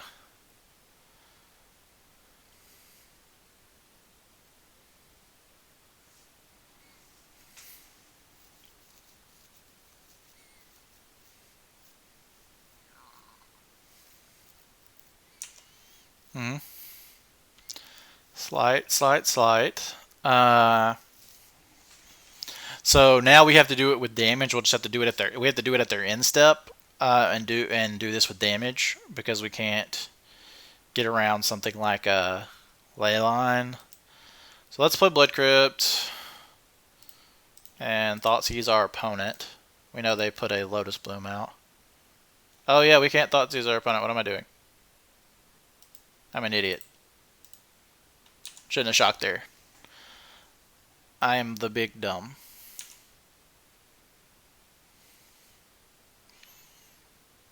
So yeah, this is how we have to win the fair games. So like Damning Sphere is going to be really big here.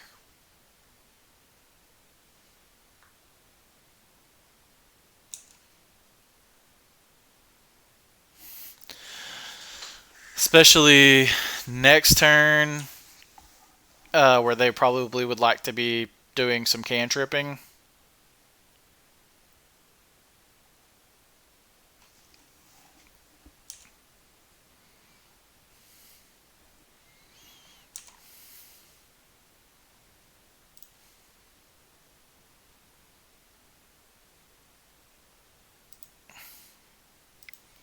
So I think we just have to get Snoop down here and start getting a clock on them.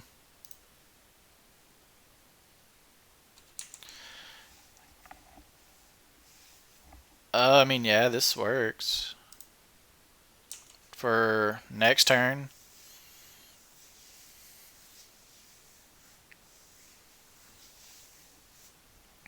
So, is there a way in our deck? That's something I need to look at. Can we win through Leyline?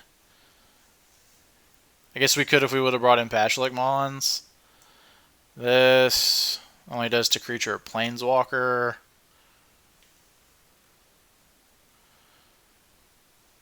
So yeah, we could make Infinite Snoops. But Infinite Snoops doesn't do anything with what we're doing. So yeah. Yep.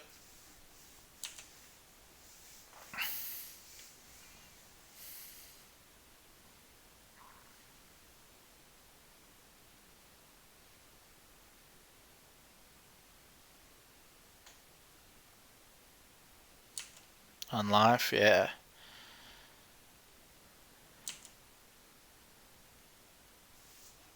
Alright. Thoughtseize on top's not what we really wanted to see here. This is this cavern named Goblin. Let's play Damning Sphere.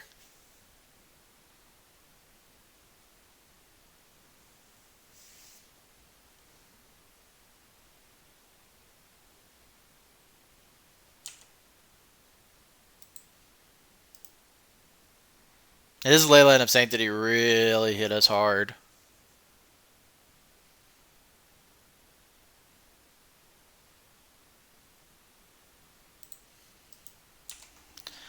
And I mean, in next turn we get to play the Harbinger and threaten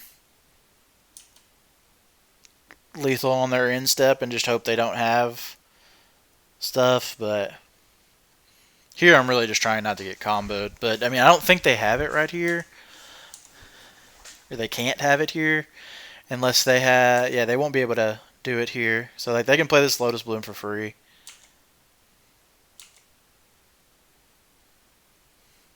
But like even through Damning Sphere, they have to have 5 mana plus at least one more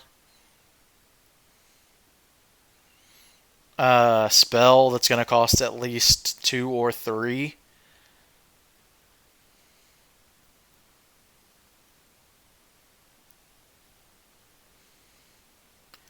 I guess they could do it next turn. They could have exactly Ad Naus draw their entire deck.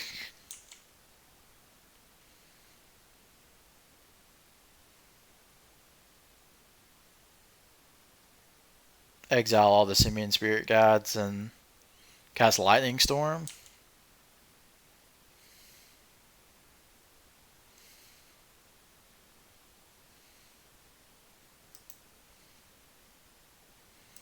This Kiki Jiki they know about. We'll just play the Harbinger off the top.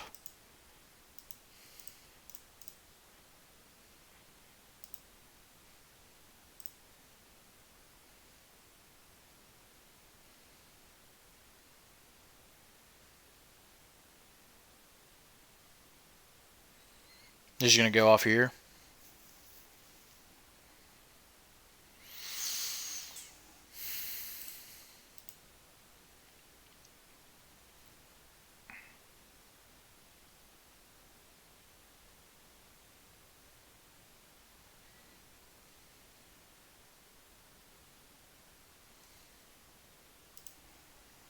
Let's see if we can see how they sideboarded.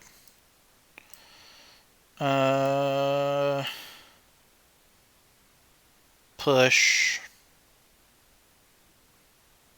Path. And Leylons.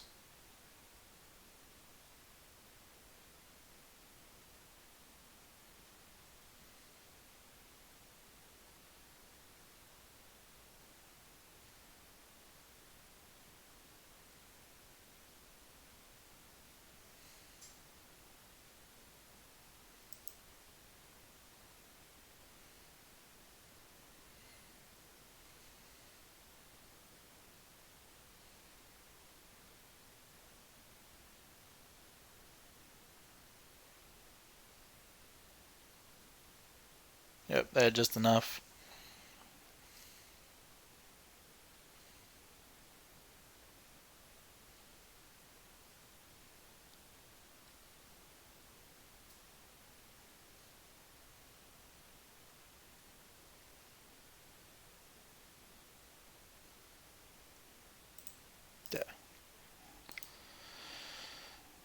they got that one.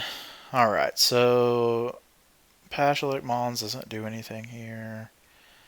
Ringleader doesn't do anything. Push doesn't do anything. Plague Engineer doesn't do anything. So we really just have to like hope they don't have Leyline. I like Rakdos Charm still. Trash Master feels solid. Yeah, I think we're really going to kind of lean on the Lords here to just be like super aggressive. Which, as weird as it is, makes me kind of want to bring in Munitions Expert. Just because it's a more aggressive card with something like Chieftain, so that we can actually race over something like a Ringleader.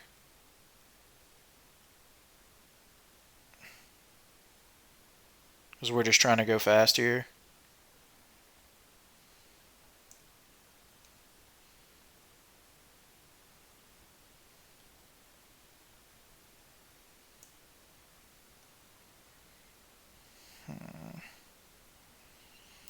Yeah, we're just really weak to Leyline. I had not thought about that. I don't think there's a real way around it. We just have to kind of go like super aggro.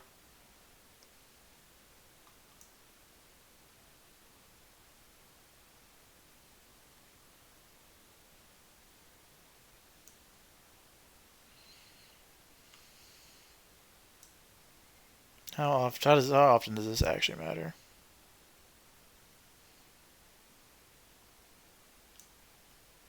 I don't know if I actually like that Rakdos Charm as much now. Have an Inquisition. We have a Snoop. We have Rakdos Charm. I mean, we'll keep this. We have combo. Even though the combo's not as good, like, you know, it pretty much says they have to have that Leyline on turn 0 to negate a lot of the effects in our hand.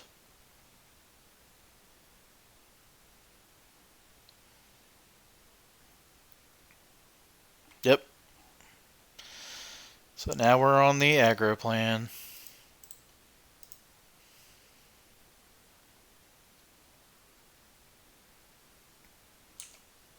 Just need to hit land drops. And solid cards. God, they kept a 7 too. That kind of stinks. Hopefully it was not a great 7.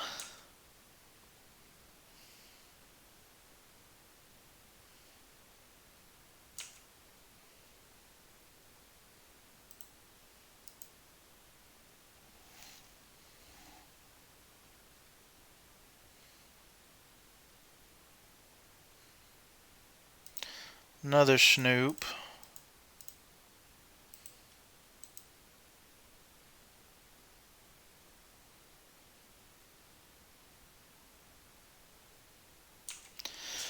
Aether Vial on the top. Never late, you know. Sadly, I think we might play it if the top card's not a land or something worth playing. I don't know, it might be just better to get down Snoop and just hope we rip lands. If the top card's something like just heinous, then I will probably... Please be on one land.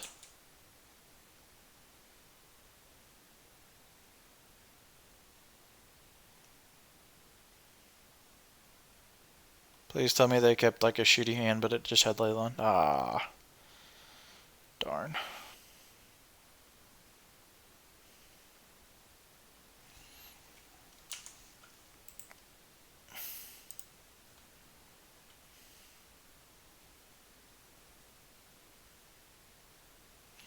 Yeah, I mean, Leyline has literally saved them both of the two post board games.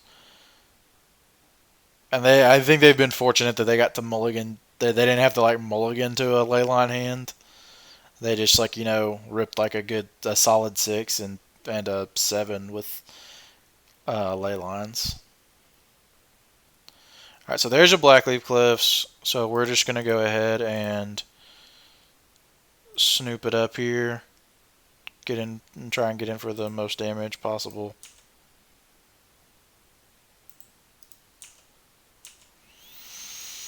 Cliffs means we can play Harbinger and threaten lethal on instep the following turn. Because they are on a slower hand mana-wise. They probably have all that combo stuff, but like they got to get that many lands in play. The worst thing we can see here is probably an unlife.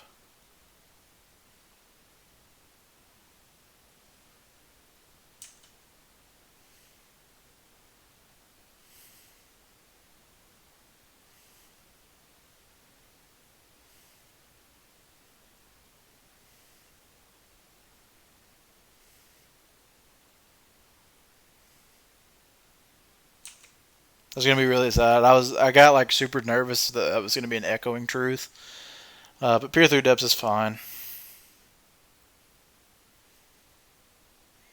I found an Adnaz. That's okay.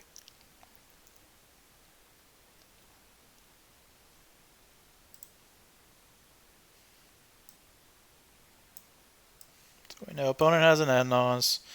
We know our top card is Blackleaf Cliffs.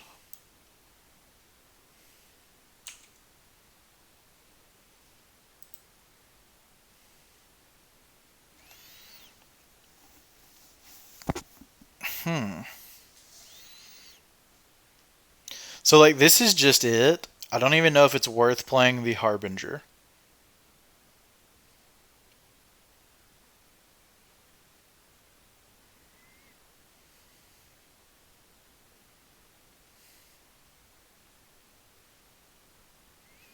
Because like the Harbinger, we're just gonna shuffle our deck and put this on top anyway.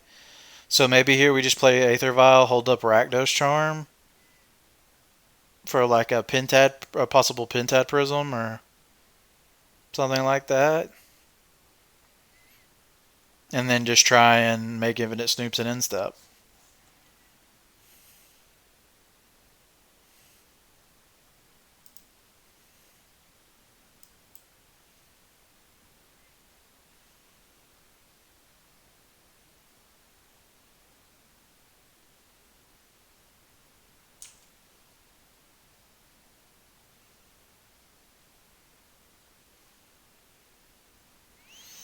I think I even want to play around removal here and not attack.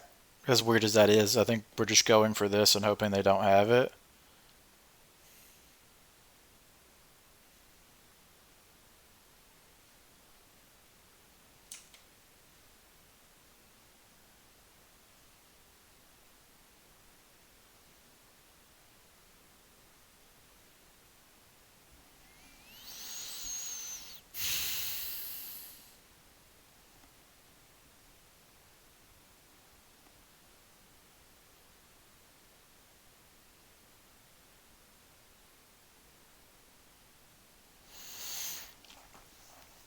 So we'll get 2 attempts at the Kiki Jiki.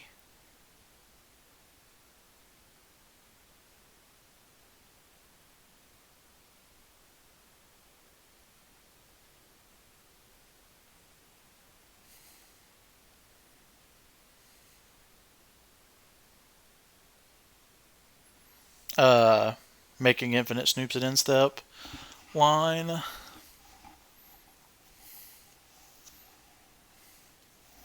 It's going to be close.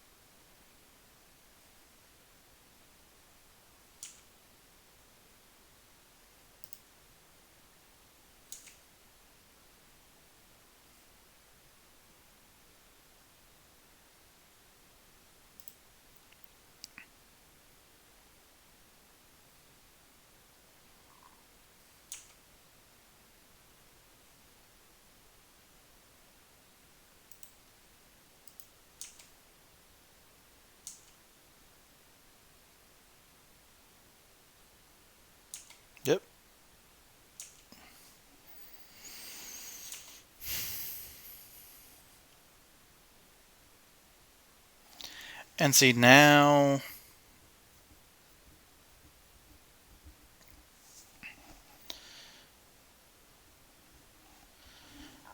have any way to deal another little piece of damage?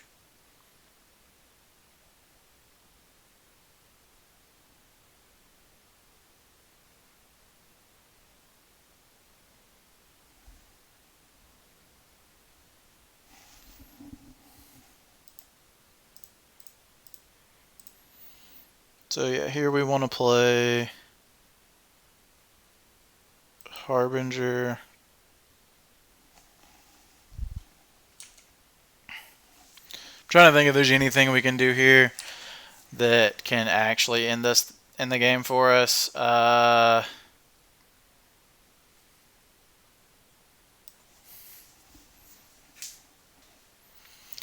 Matron, Trash Mac, Crater Maker, deals 2 damage target creature. Chieftain, Snoop, another Harbinger. Sling Gang.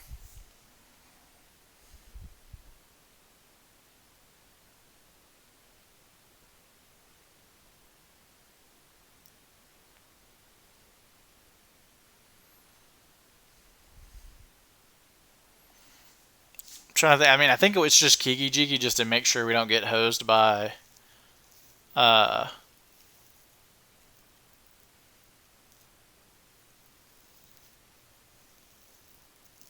Unlife. We could also get Chieftain though. We can get Matron that would get us another 2-drop that we could play next turn.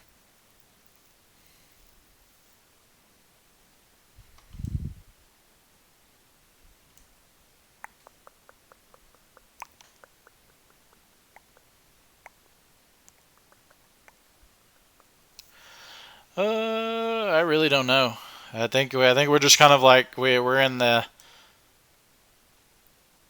hope they don't have it mode. Trash Master seems like garbage. So yeah, I think it just has to be Kiki.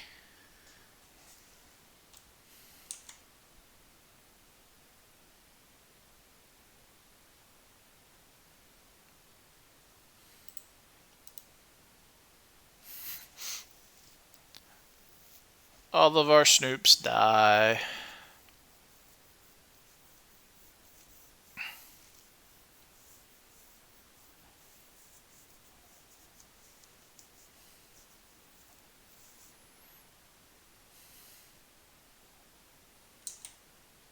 I mean, we still have like, lethal right here. Actually, this was dumb.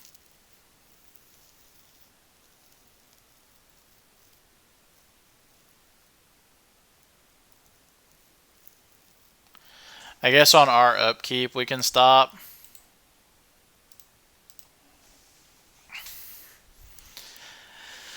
And do stuff with the Kiki Jiki on top.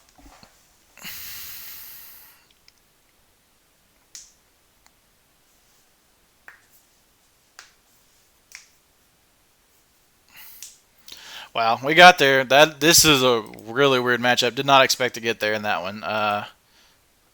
Ad Nauseam feels really weird. I don't know what we're like. The fact that they have enchantments, a way to stop our infinite combo, and like Leyline, that just seems very, very good against this deck. Definitely seems like it would be rough. We happen to get there on that plan, just putting them to 1 and them not having another way to not die. And like I said, they kept what seemed to be like kind of a meh hand with Leyline, and probably had like a lot of good stuff in it. They just didn't have any gas, so they had to dig for it. And then those first couple of turns of digging for it, they didn't find any like acceleration, so they were just kind of slow to everything. But we got there. We'll take it. We're 3-0. Sideboard definitely not prepared for that kind of matchup. I honest to God don't know what we should do. What we should do in that. I think we just kind of have to chalk that one up as like a tough matchup. They're normally pretty. Like I think game 1's probably in our favor, But post board games, we just kind of have to hope they don't draw their ley line or mulligan to really poor hands, and we can beat them down. Uh, that seems like that's just the play on it. And if they have it, they have it. Uh, Rakdos Charm probably could have been decent there, but never. I don't think we ever had an opportunity where we're just like, yeah, Rakdos Charm. This card's so good. I guess we did the one time where they could have played like something that would have accelerated them to be able to win on the following turn after gracing to stop our lethal attack. So, maybe it did pull a little bit of weight there. I don't know how I feel about it. It's 2 more rounds. We can knock them out.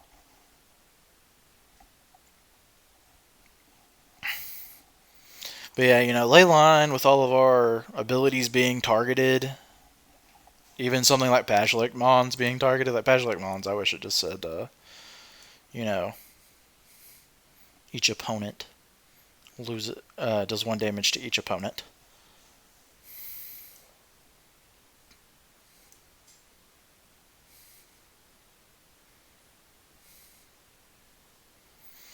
Alright, let's be on the play. Legion Wolf. Alright, this hand's abysmal. No land, so we will pitch it. This hand actually looks pretty solid. Obviously, it kind of stinks to have like we'll need to draw some land, a land to get this chieftain going. But if we draw like land, and we could just get the curve, Snoop into chieftain into sling gang, yeah, that's pretty strong. I think we're down to try this, and we'll just pitch a chieftain. Keep the munitions expert as a good way to clear off something early if we need to. We also always have the out of drawing, land into Harbinger as just a combo on 3.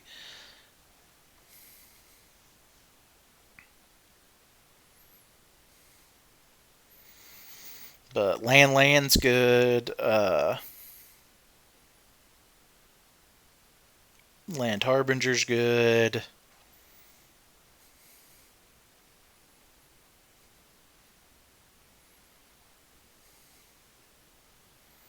Really just land. I just need to draw one single land, kind of get this hand going. And I think we're probably going to be fine. Really waiting on opponent. They're tanking on their mulligan decision. We've mulled the 6. They're saying what they want to do. Well, they're not playing a control deck because it'd be very bad for them to use this much time.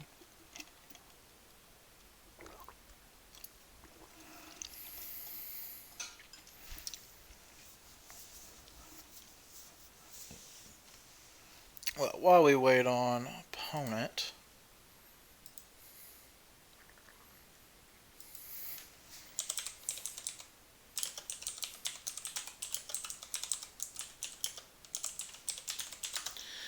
let's do one of my favorite things to do on stream when we're waiting on our opponent, and that is check out. Downsize this just so we can see if our opponent does anything crazy and decides to start the game. All right, cool. So they're back. I was gonna go over some spoilers there. We might look at that here in a second. So we're keeping this chieftain on bottom. Done. Just play Blackcleave Cliffs and pass. Oh yeah, I forgot I had to stop on my own upkeep. Can go ahead and take that off.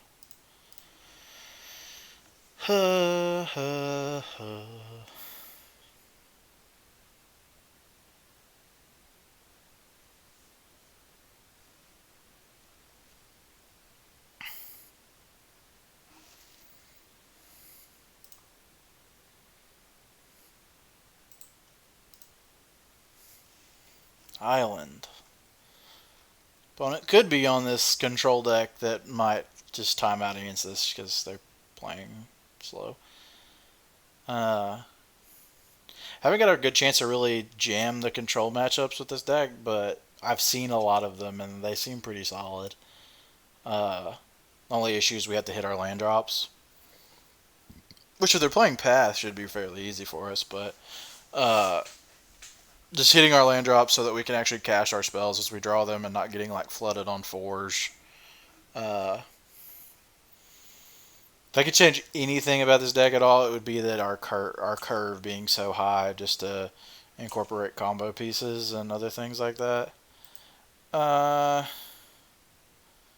I think we're just casting Snoop and getting in. We don't know what our opponent's on yet. Uh, would like to draw a land here the following turn and then like get the hold up at Munitions Expert. Yeah.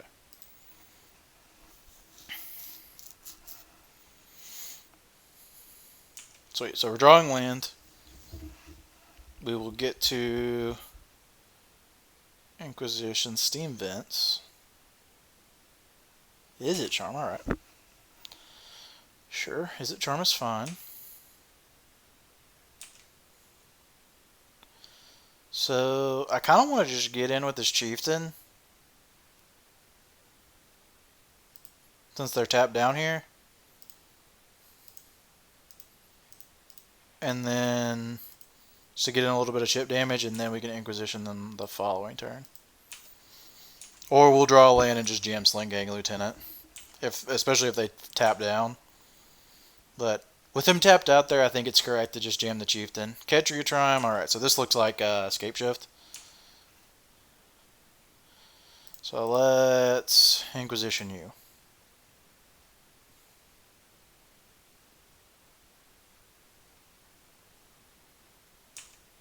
Cycle Sensor. Lands, Cryptic Command, and a Growth Spiral. So let's take the Spiral. And yeah, this Munitions Expert isn't going to do anything, so let's just flash it in. Just target itself. Okay, no, we don't want to use the ability. And let's attack. Alright, land here, please. Actually, land's not even great here because they're just going to be able to hold. We play tap land, please. Damn it. So they played Tarn. So they have their Cryptic up.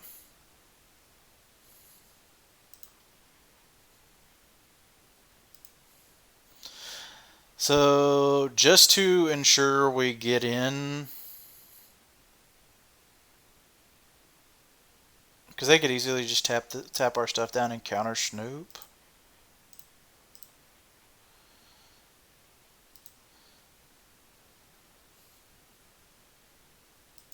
This is just lethal. The following turn if they let this resolve.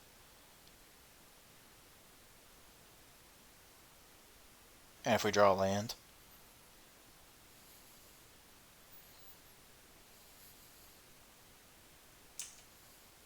Like the worst thing they do here is counterbalance, and that's why I thought about attacking first. They let counterbalance our Chieftain. So maybe we should have attacked through 4 first. It would have put him at 7, and then played Snoop, and then if they wanted to enter, or put him to 8, and if they wanted to interact, they'd go to 7 and cast Cryptic. And just counter draw. But this does keep them off of counter draw if they do take that line, and if not, we're still putting them to 7. And Sling Gang's just going to be lethal.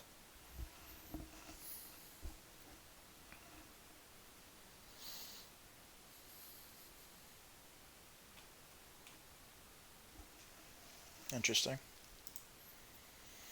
This thing's been popping up a lot, actually.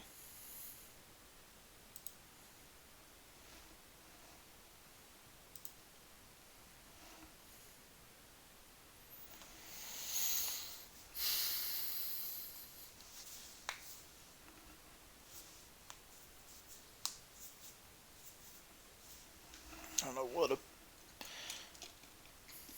Yeah. Get an island.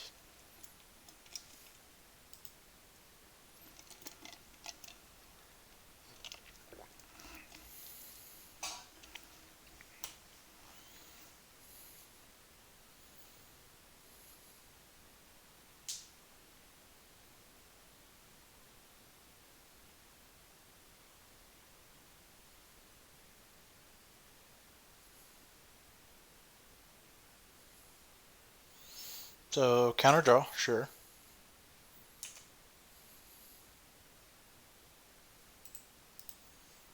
So now this is gone. I'm gonna put our opponent to 7. And just go ahead and fire off Tarfire, put him to 5.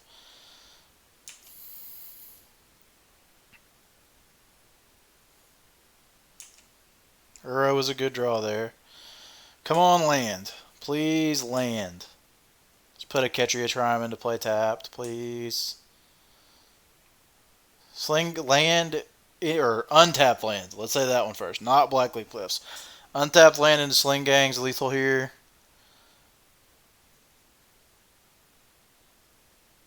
Alright, their land's tapped. So we know 3 of the cards in their hand. Please. Damn it. That's brutal. Let's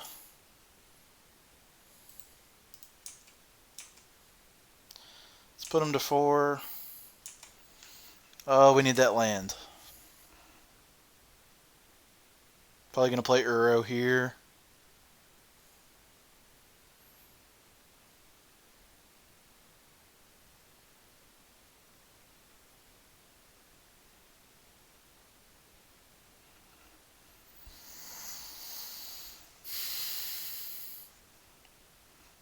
They could scape shift kill us here.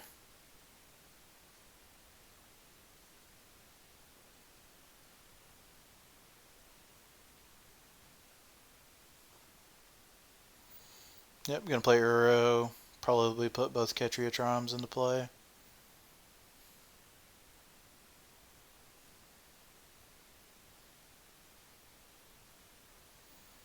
Go up to 7. Sling Gang's still lethal. So any untapped land, we should be able to win. As long as they don't have some kind of interaction.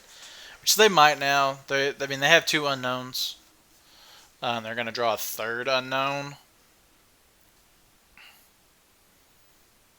But if they can brick a little for us, that would be nice. Mm-hmm.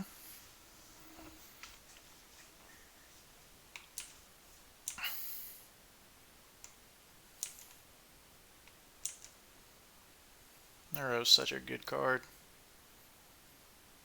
Putting in perspective, without this card, they'd be at 1.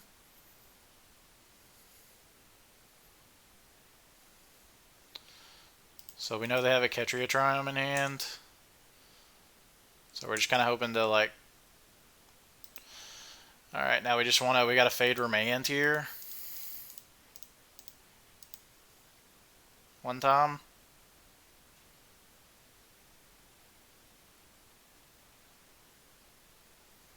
Fade it one time, please.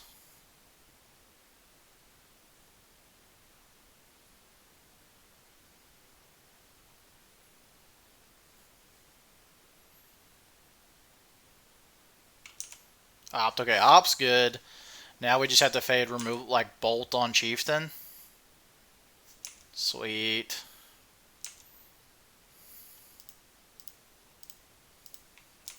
Stack for 8, they block, and then we sack.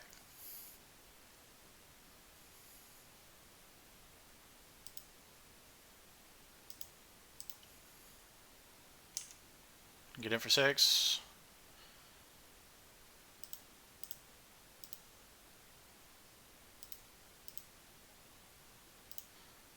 I messed that up. I actually didn't even think about the Chieftain. But either way, it's fine. We had plenty of damage. I should have just let the Chieftain die and got in for 6, and then we would have had it a lot easier. Okay, so Relic and Rakdos Charm are going to be nice.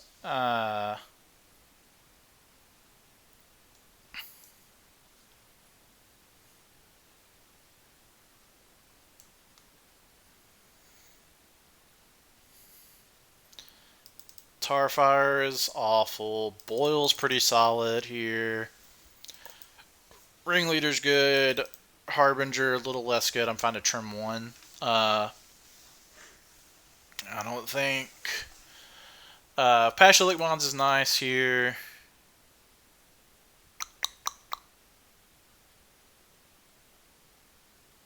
Probably cut down to 2 Harbingers. I don't know. I don't think I like Crater Maker. I like Mog Fanatic just in case we do combo as a way to play around Veil. Thought Season Inquisitions I still like. Vials are still good. Munition Expert can kill Uro, so I think I do want to leave that one in.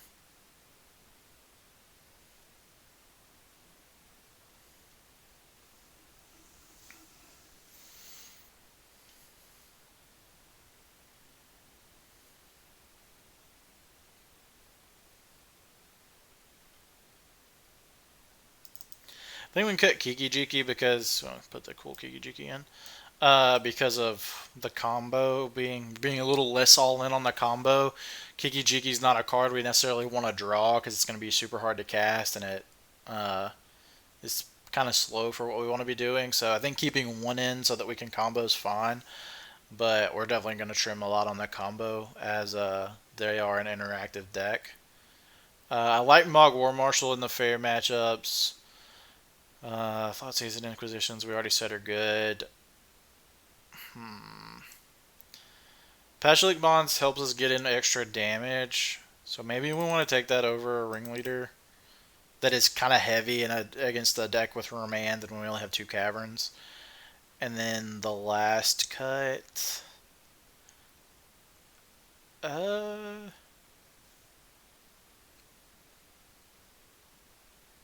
might just be Rakdos Charm. Like this is just like 2 mana, exile all cards from their graveyard. I don't think that's good enough. Really starting to regret this Rakdos Charm as a card. Like I just don't.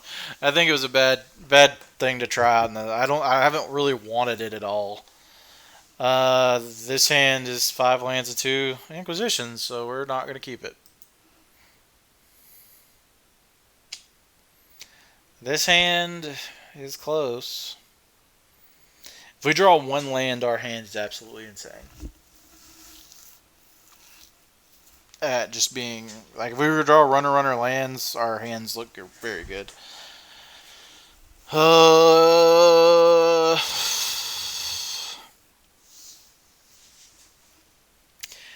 don't think this is a good keep. That being said, I don't think we do much better going to 5.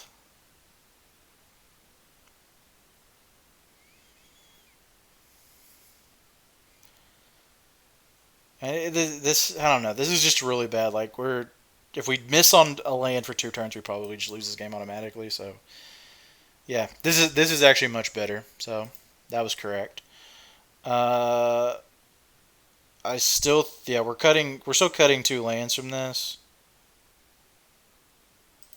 It's probably going to be these 2 to keep our life total high and not have to deal with counter magic. So yeah.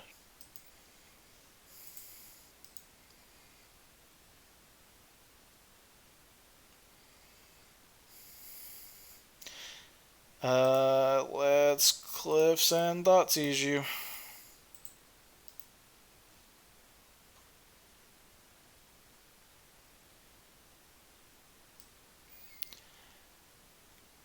Gust, Spiral, Opt, Shift. So they have 3 lands here.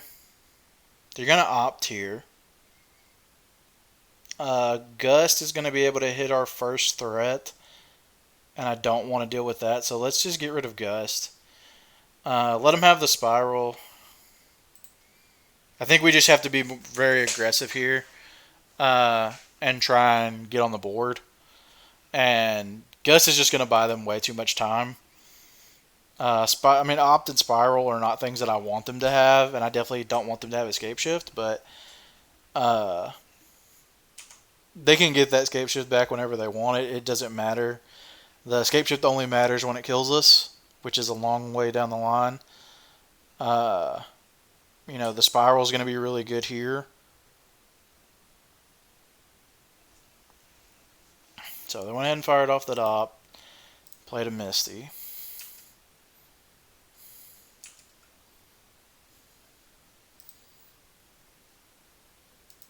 cavern. I'm Goblin. Let's play Snoop here. Playing Snoop first just in case we, top deck a Harbinger here. And they're probably going to Growth Spiral here in response, I'm guessing. They can't counter this, so.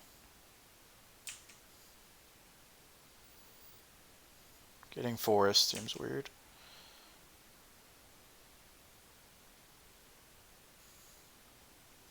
Probably going to put a Steam Vents into play, yeah.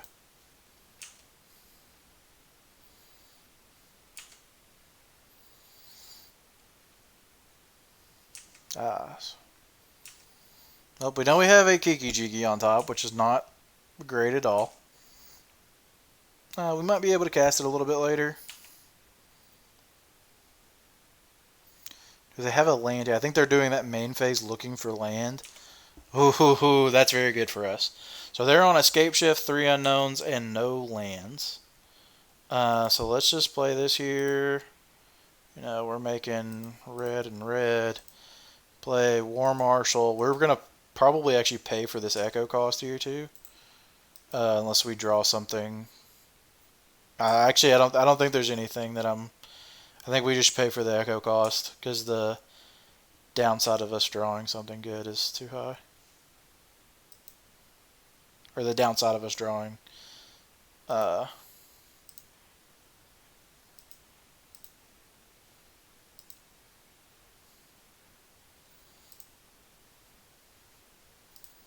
play Goblin. Play this on Goblin.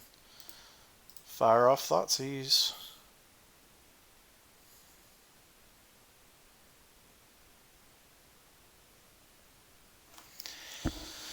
So here we could probably take the shift.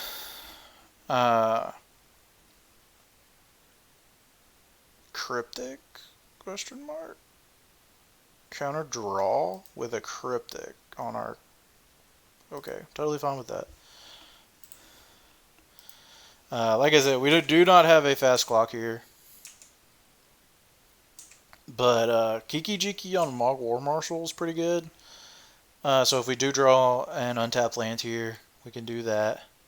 Green, red. Oh, Ren. Okay. Get back Misty. Yeah, Ren's really good here. Would love to be able to play this Kiki and trade with the Ren, or be able to get the Ren low.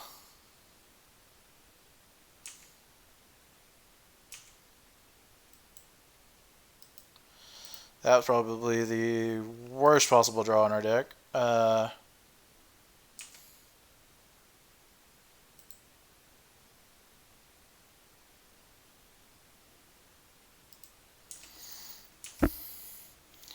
Aether Vial is probably the worst draw in our deck.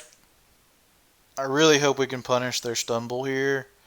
It's going to be hard because of the Ren, though. The Ren should get them up to enough lands for it not to matter.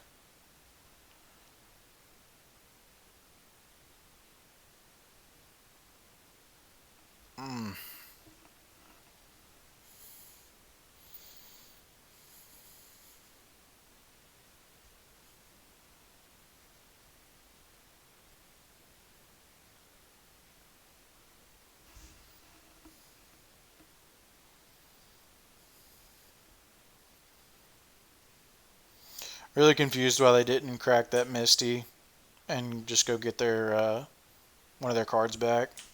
Like an Aether Gust. Aether Gust would be so good right now.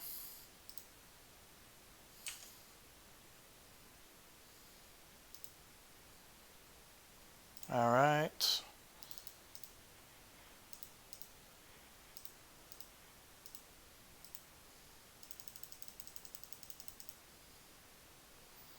Let's play Kiki Jiki.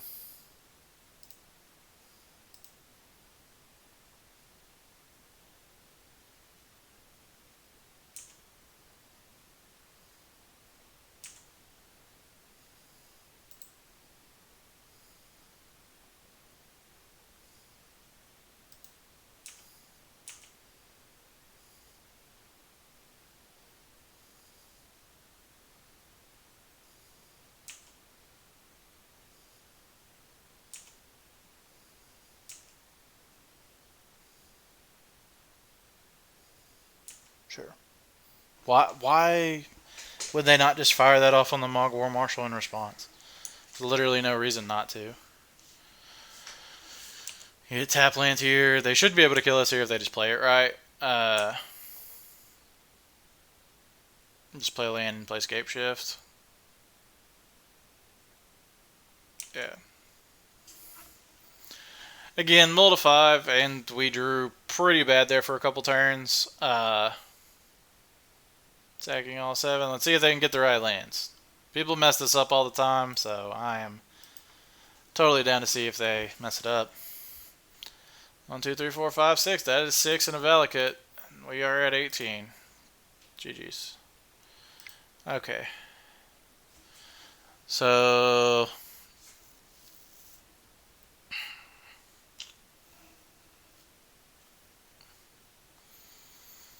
I like Munitions Expert now that we know they have Ren. On the play, I think I like a Harbinger.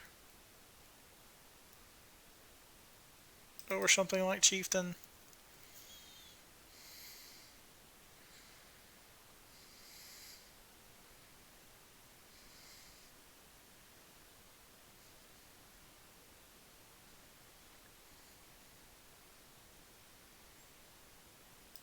Actually, I still think I just want Chieftain.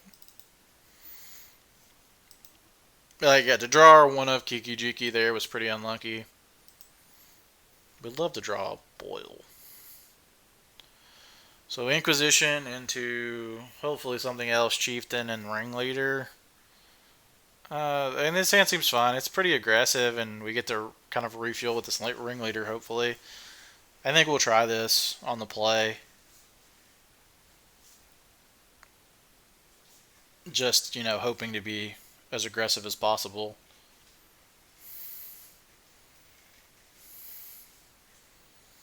And, if we can top deck into like a 2-drop or something like that, makes this hand pretty solid.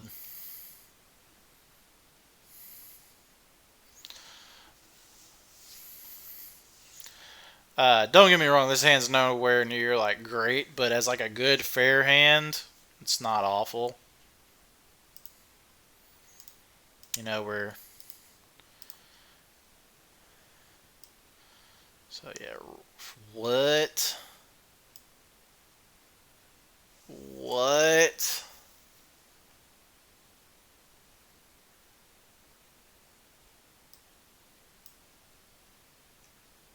Why would they keep this? I think I just take the opt. As weird as that is, like, the Ren's not good. The Bolt and Flame Slash, they have to draw the red source for. Aether Gust is kind of good against us if they do draw a land, but like, I think I just take the opt and force them to top deck lands naturally. Which, I mean, their deck's good at, but like, still, and of course they did. So, fuck me. That was a bad draw. Definitely did not want to find our 5th land.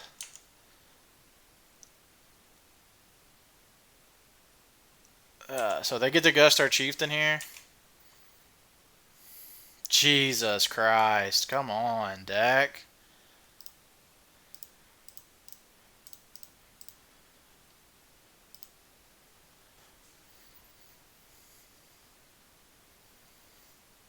Yeah, they'll likely gust this. There's almost no reason for them not to.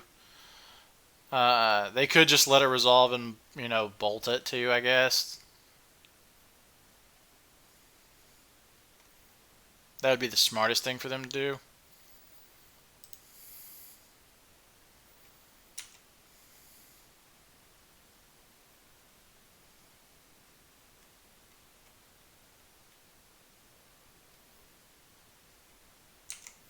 And they growth spiral instead. And God bless. What a luck sack. That's so tilting.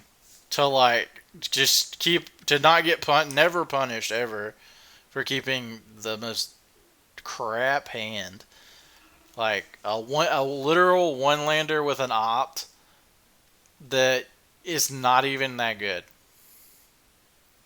Shock this in, bolt This was not. Oh man. Like we literally know the entirety of their hand and know that they ripped 2 lands off the top like a freaking champ.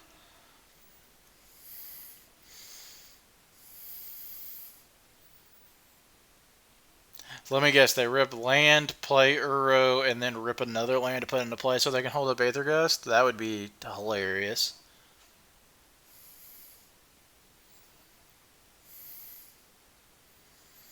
We're jamming this ringleader into their, huge,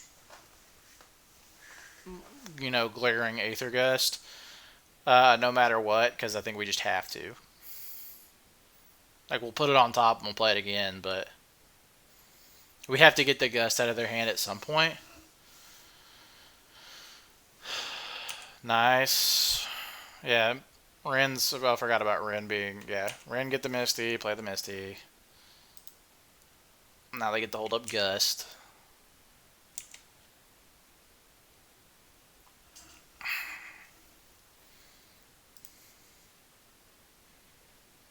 Just play Snoop.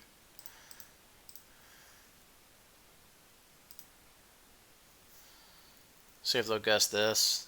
Wow, don't Gust it. Uh, Play other Snoop.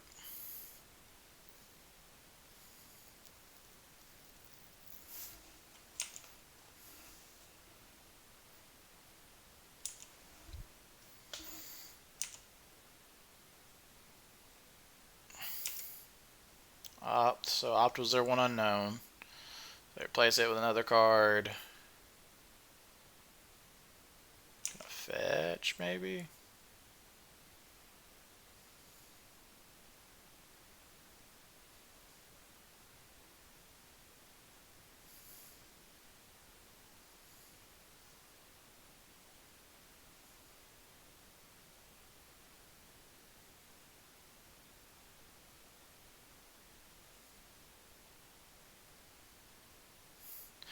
Am I just thinking about this while my opponent's taking forever to make their decision? Do you think?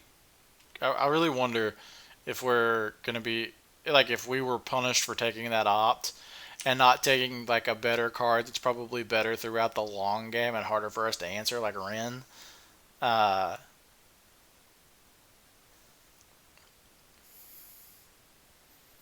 I can't believe they didn't fire off their Gust there though. Like, they must just like really be wanting lands, but they have lands. Like, what is going on? Play Uro.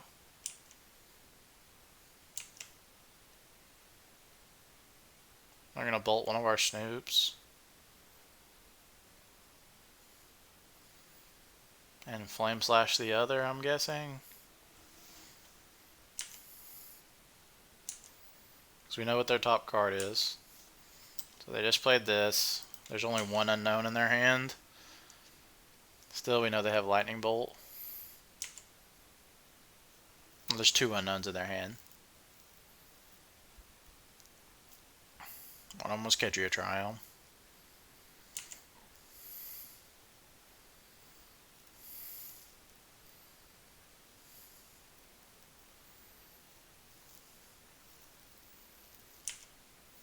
Yep.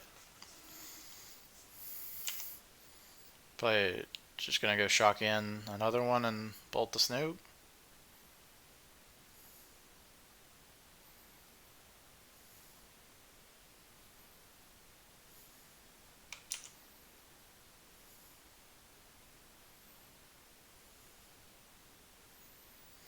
God, we need to hit big off this ringleader.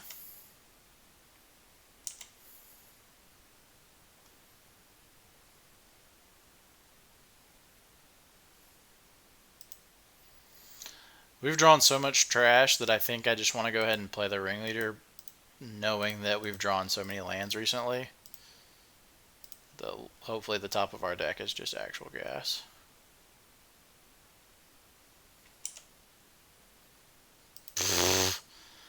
Jesus Christ. This is I guess the fail rate of this deck.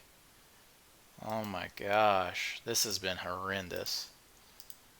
Let's thought seize our opponent. Take the scape shift.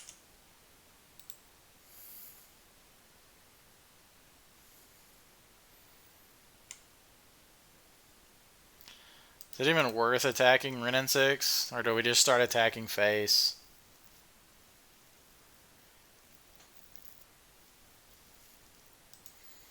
Like, attack the Ren and 6 when it's going to do something to kill us, but like they're just going to hit land drops for the rest of the game anyway.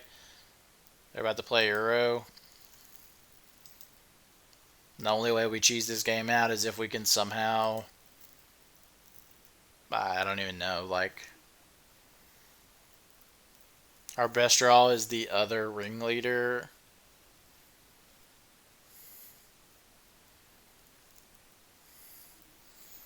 Or like... I don't know, we just feel very, very, very, very, very far behind here. Especially with them having the gust. Like, the fact that they haven't used this gust or felt like they had to use this gust at all is very bad for us.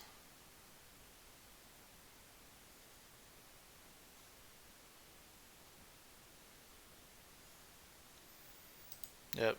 I don't think that they don't have the land for it, but they're just going to put it on top and draw it next turn and kill us.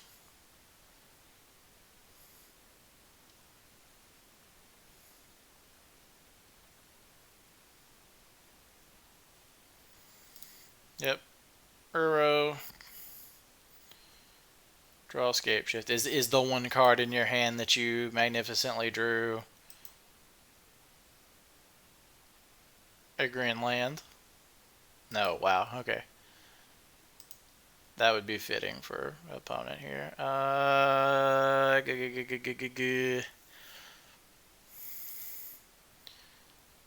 in the end, it doesn't even matter.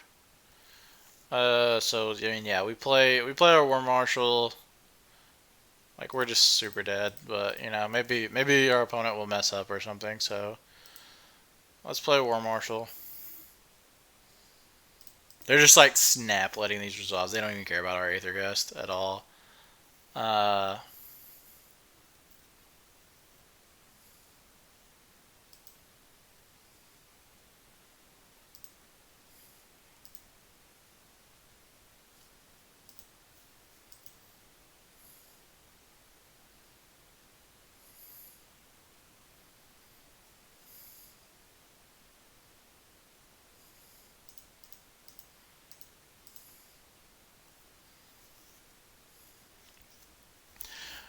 'Set this up so they'll probably just use the Aether Gust, but oh wow.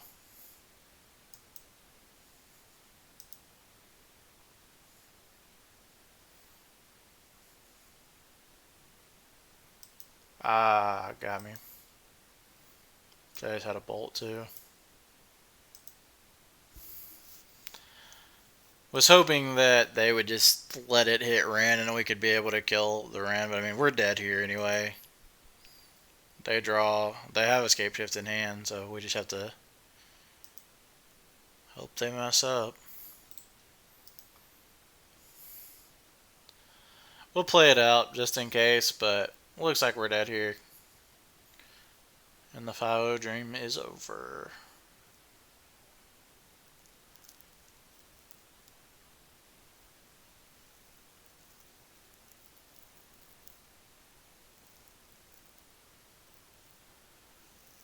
One, two, three, four, five, six, seven. Second 7. So you're gonna get double Valakut in 5. Yeah. Concession. GG's opponent. Way to keep, you know, better lucky than good. Better lucky than good. that was insane. I cannot believe we lost that game 3 on the play after inquisitioning away their only card that helped them get out of their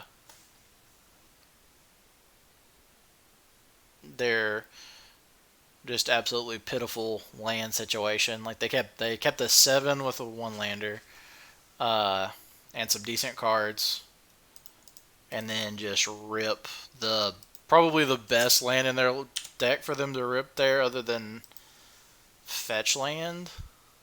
I don't know. They might. I still think Catch Your Charm was like just a sick rip there, and then they're just like, oh, play my land, play my stuff, and like held on to their Aether Gust way longer than was good for us because they just had answers to everything. Yeah.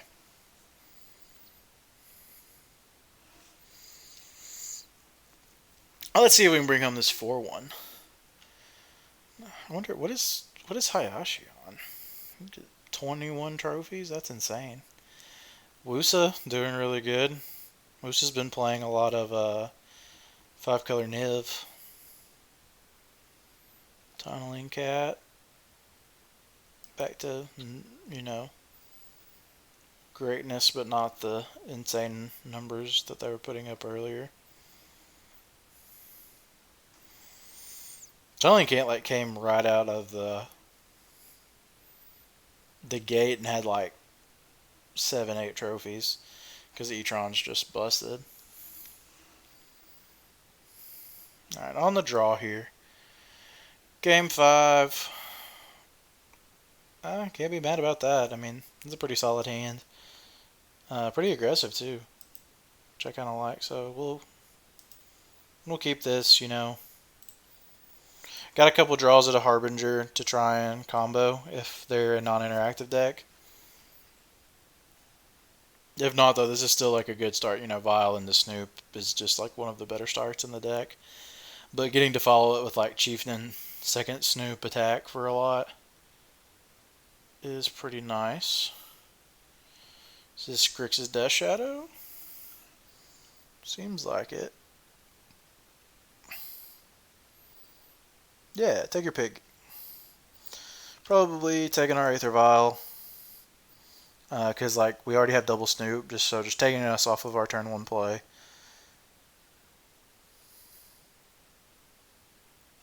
Seems like it's probably best. But they take a Snoop here. Take a Snoop, so that probably means they have another discard spell coming up, or at least they feel like they can answer the Snoop. Alright, well there's a Kiki Jiki. So, just play Blackleaf Cliffs, as it is our land that will enter tapped more often than the other two, and then we're passing. So we have an Aether Vial down. Makes me feel like they probably have a K command, or they feel very confident in getting the stuff out of our hand.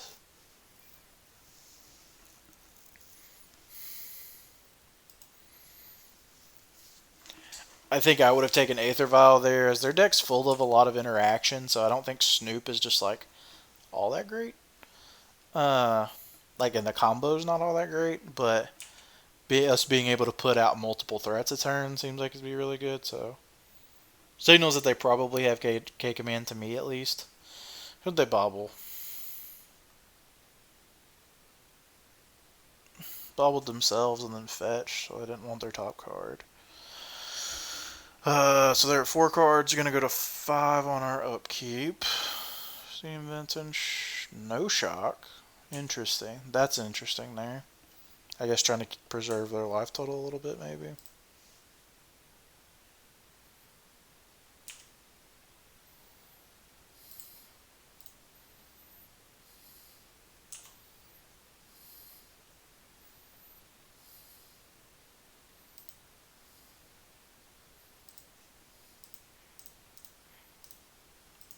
Cast Snoop here. Harbinger on top. So, I mean, we have combo next turn. Which, I mean, we're likely going to go for if they don't kill our Snoop here.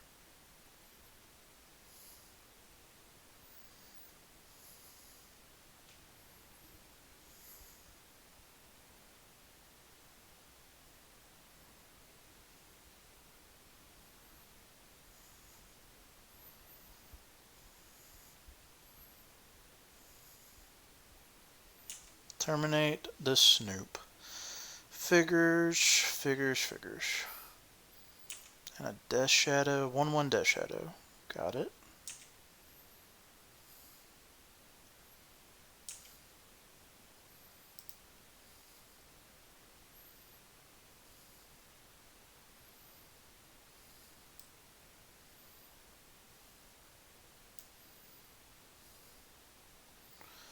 So Aetherval goes up to 2.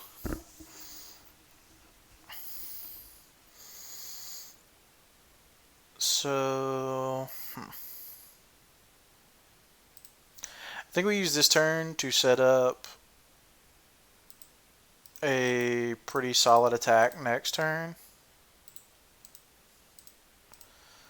So let's play Harbinger that they know about. And let's get a Sling Gang to put on top, and then we can Violin Chieftain and then play Sling Gang.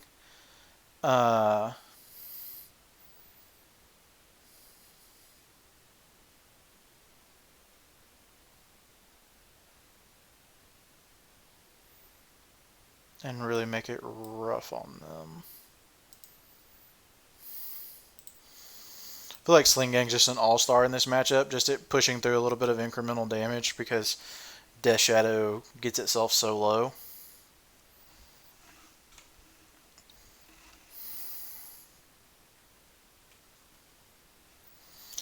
Also, can we just talk about how like I'm just the pro at drawing Kiki Jiki? I feel like I draw Kiki Jiki every game. Opponent has a lot of lands, which is nice to see for us. Also nice to see that we're game one. I feel a little bit more favored because like their stubs are just pretty much turned off.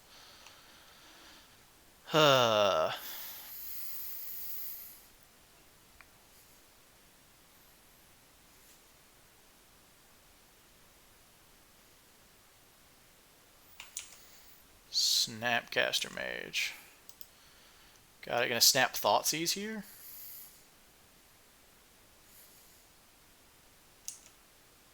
Yeah, snap Thoughtseize is fine.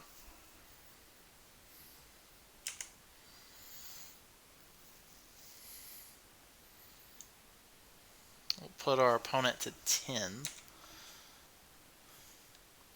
So that pretty much forces them into taking the Chieftain.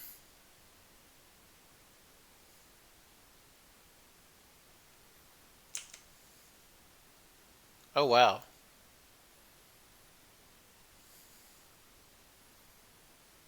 It's not just lethal. Especially if they attack. So they just have to have Lightning Bolt here. That they have to have some removal for this Chieftain. Because like Chieftain, that or they just messed up. But like Chieftain, we play... That's 6, 7, 8, 9, 10. So we're attacking for 8. And then sacrificing. Or I guess we attack for 6 and then sacrifice down the rest of everything.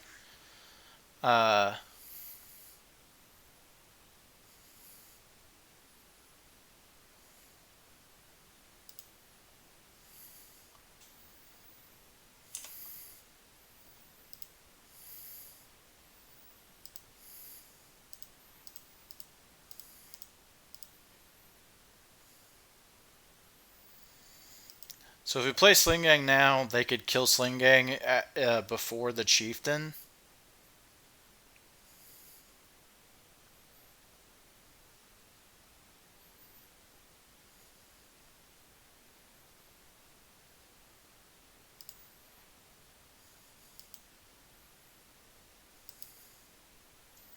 I think I'd rather them kill Sling Gang and just be able to sack it and then attack with a big attack.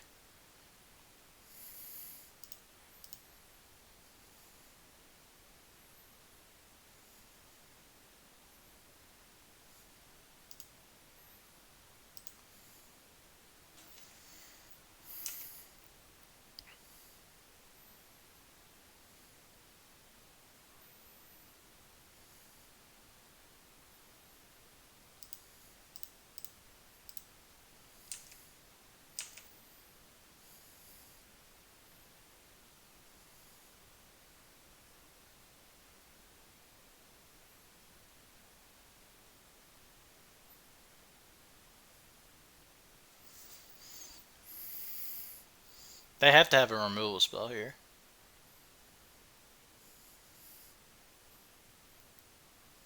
Like, they have to have exactly Bolt here, or they're dead.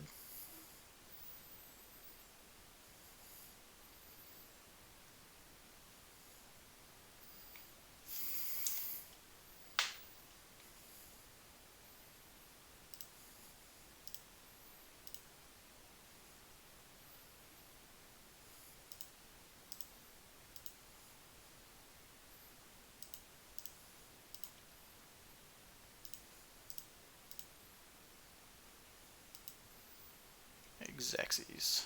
Nice. Okay, okay, okay.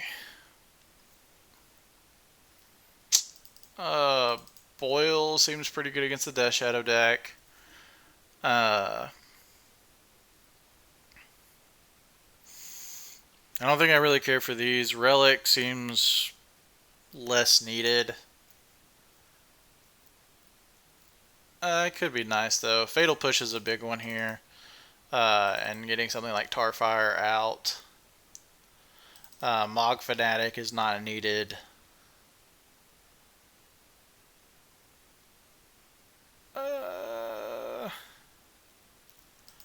Pashalik Mons is nice.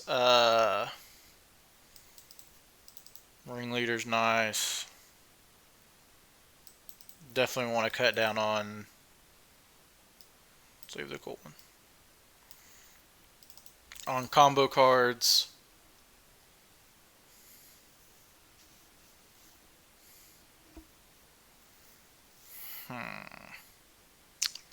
Crater Maker's pretty useless.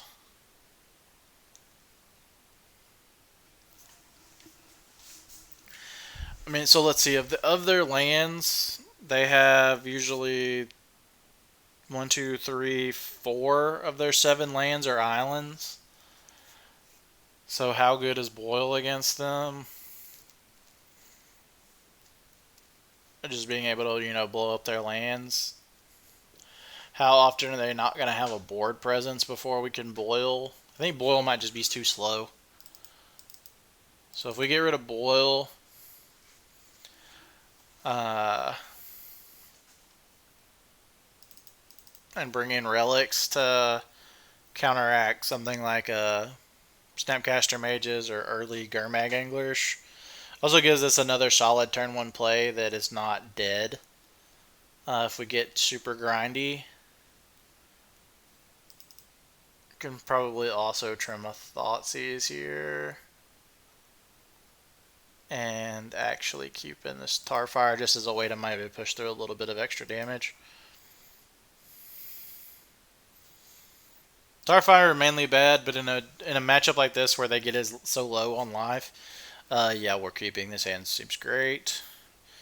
You usually keep just about. I don't know. I've come to the thing where if I have the land count that I feel like my deck can run sufficiently on and cards against a heavy discard deck, I just keep even if it's not great because you just have to get to a you're going to have to end up top decking some good stuff anyway. So, having some good stuff like Aether Vial and such early. Watergrave, Shocking, play Serum Visions. Cycle Street Wraith. Nice. Let's get this vial down.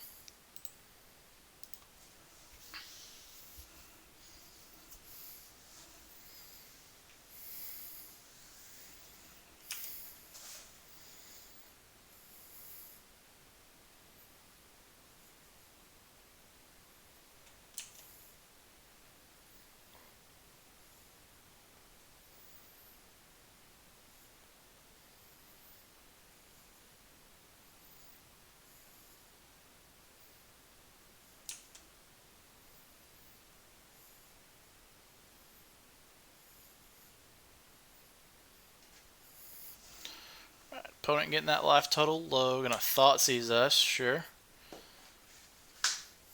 Take a look, see. See what you want.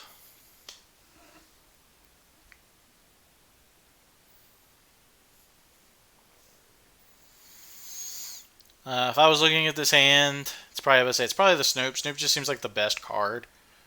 Sets up for combo where we're gonna force them to use their removal on that.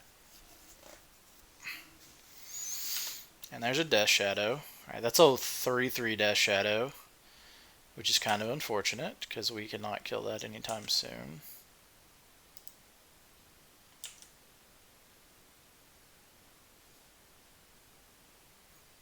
Yes, I'm going to bump this up.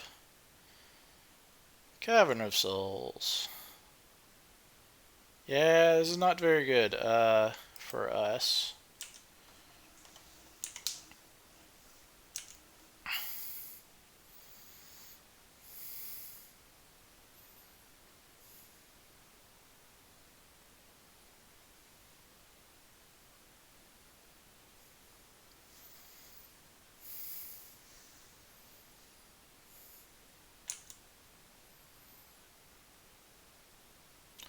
Opponent getting very low on life though. That's the thing about like this deck is like we do have Sling Gang and like Sling Gang is legit just like 3 damage right away.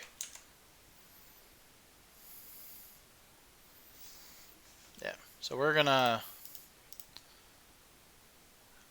flash in Munitions Expert here.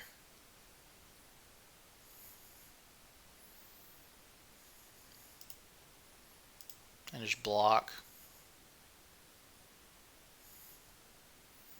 If we get the chance to.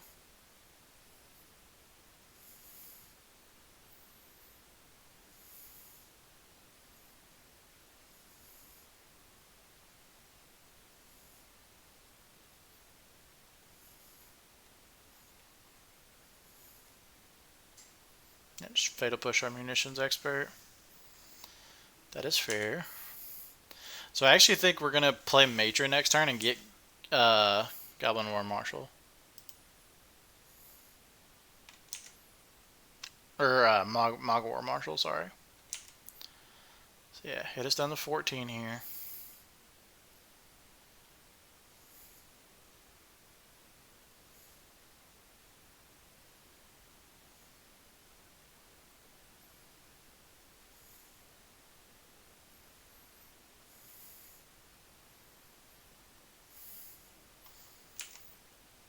Gurmy, alright.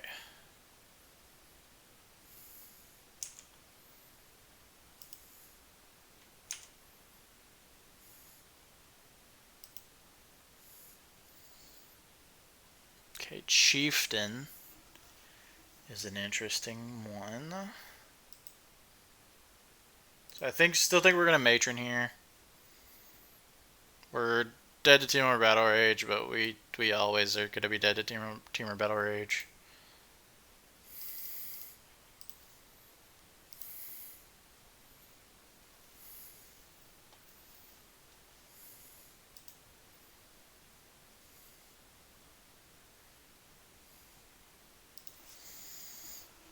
Alright.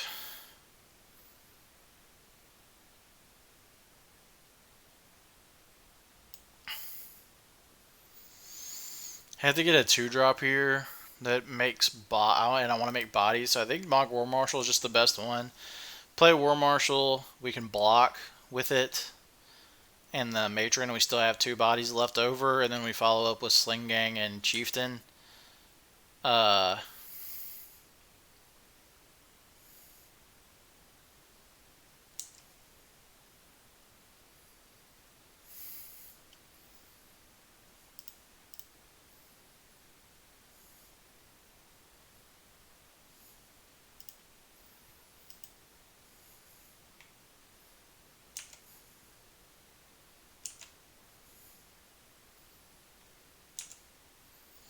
So I guess we can beat Temur Battle Rage from...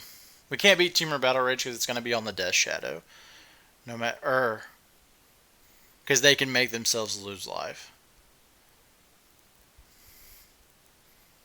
So the best thing we can do... Since we can't beat Temur Battle Rage, the best thing we can do is just block a Death Shadow and take 5.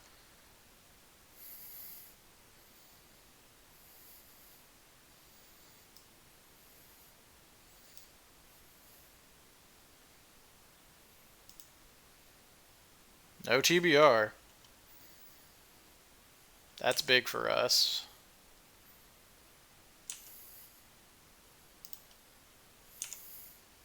I think we might get there, guys.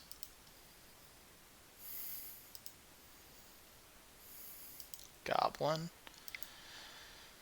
So we want to play 4, and then that's 6.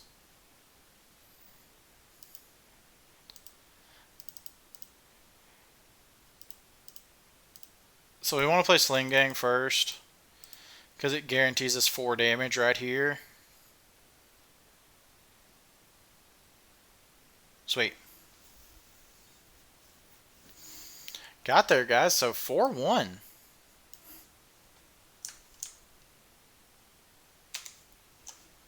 4-1 with some gobos. Got some play points back, some QPs, got some chests. Sweet. So I mean, yeah, the list felt really good. Only loss in game 3 to a very fortunate, I won't say lucky, but very fortunate teamer Scape Shift player. But what we played against E-Tron, we played against Jeskai Sahili, Shift, and then we just played against Death Shadow. What was our other? I can't remember what our other match was against, but that was against Adnos. So I mean, that's a pretty wide variety of decks. We got a combo control deck, a hard turn 4 combo deck, very grindy big mana deck in E-Tron. Another kind of mid-rangey combo control deck. It was a little bit more of a brew, but still. And then good old Death Shadow. So I mean, we competed against a lot of different strategies, and deck looked really good. As you can see, like this deck doesn't need the combo at all. Like it's like solid grindy shell. I think we comboed like what twice technically. Uh, like one of them wasn't even the real combo. We just made infinite Snoops at somebody's instep and then attacked them with them, and it still wasn't lethal because of an Angel's Grace. But no, deck felt really good. I like where the main board configuration is currently. There was nothing that I was like mad that I had in the deck. Nothing that I was like super sad I didn't have at any point. So I like where we're at main board. Sideboard wise, I definitely think there's work. I definitely don't want Rakdos Charm anymore. I tried it over the third relic. I just don't think we really need it. I took Blood Moon out, uh, and I think that might be incorrect as well. I didn't like Blood Moon because I felt like it kind of hindered our ability to cast some of our better or what I think is one of our better cards in Sling Gang.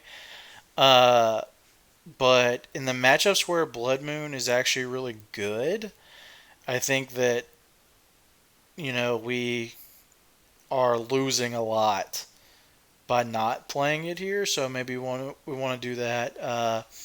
I wouldn't mind trying to fit Pashalik Mons in the main. I've seen a lot of people do that.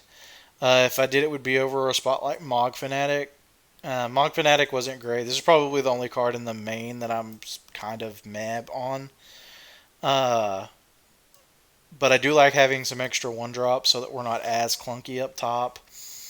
I agree that Trashmaster, Ringleader, Boils, all that should be in here. Plague Engineer, I still am not like super big on this card. Like I think it's good in the mirror.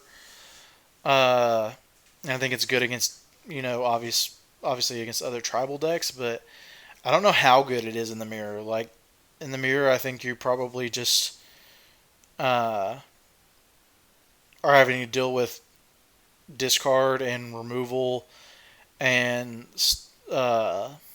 such as you're playing anyway. That like Plague Engineer, I guess, just puts you far enough ahead. I don't think, but like I think that other than the mirror and humans, that's the only decks that really get hit by that. So I think I would rather just kind of say, hope I draw my sideboard removal and stuff like that, and draw will in the mirror rather than I don't know who this person is. Sorry about that, guys.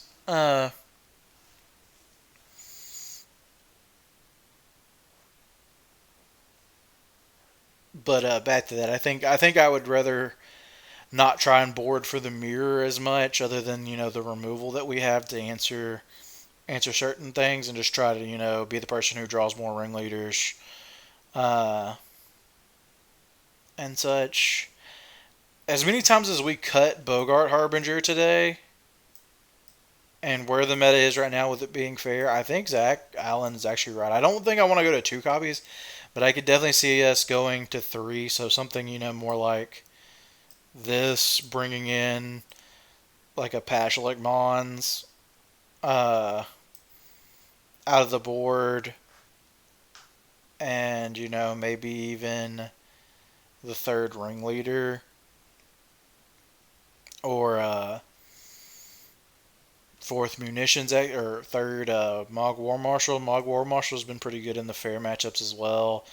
I've seen some people go with second Crater Maker, because Plague Engineer is such a problem for this deck uh, when playing it. So I could see something like this and getting rid of the Harbinger and the Fanatic uh, for something like that.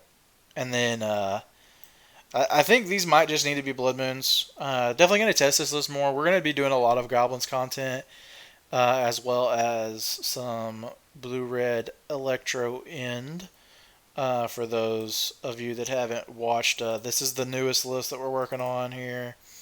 We will be playing this sometime soon. I'm fixing to go on vacation for a little bit and relax. When I come back, we're going to get a good little bit of a schedule up as to what we're going to be doing on the stream and everything like that. So definitely check us out on YouTube. For those of you that have been watching tonight, thank you for hanging out. If you are watching on YouTube, don't forget, like, subscribe if you enjoy the content.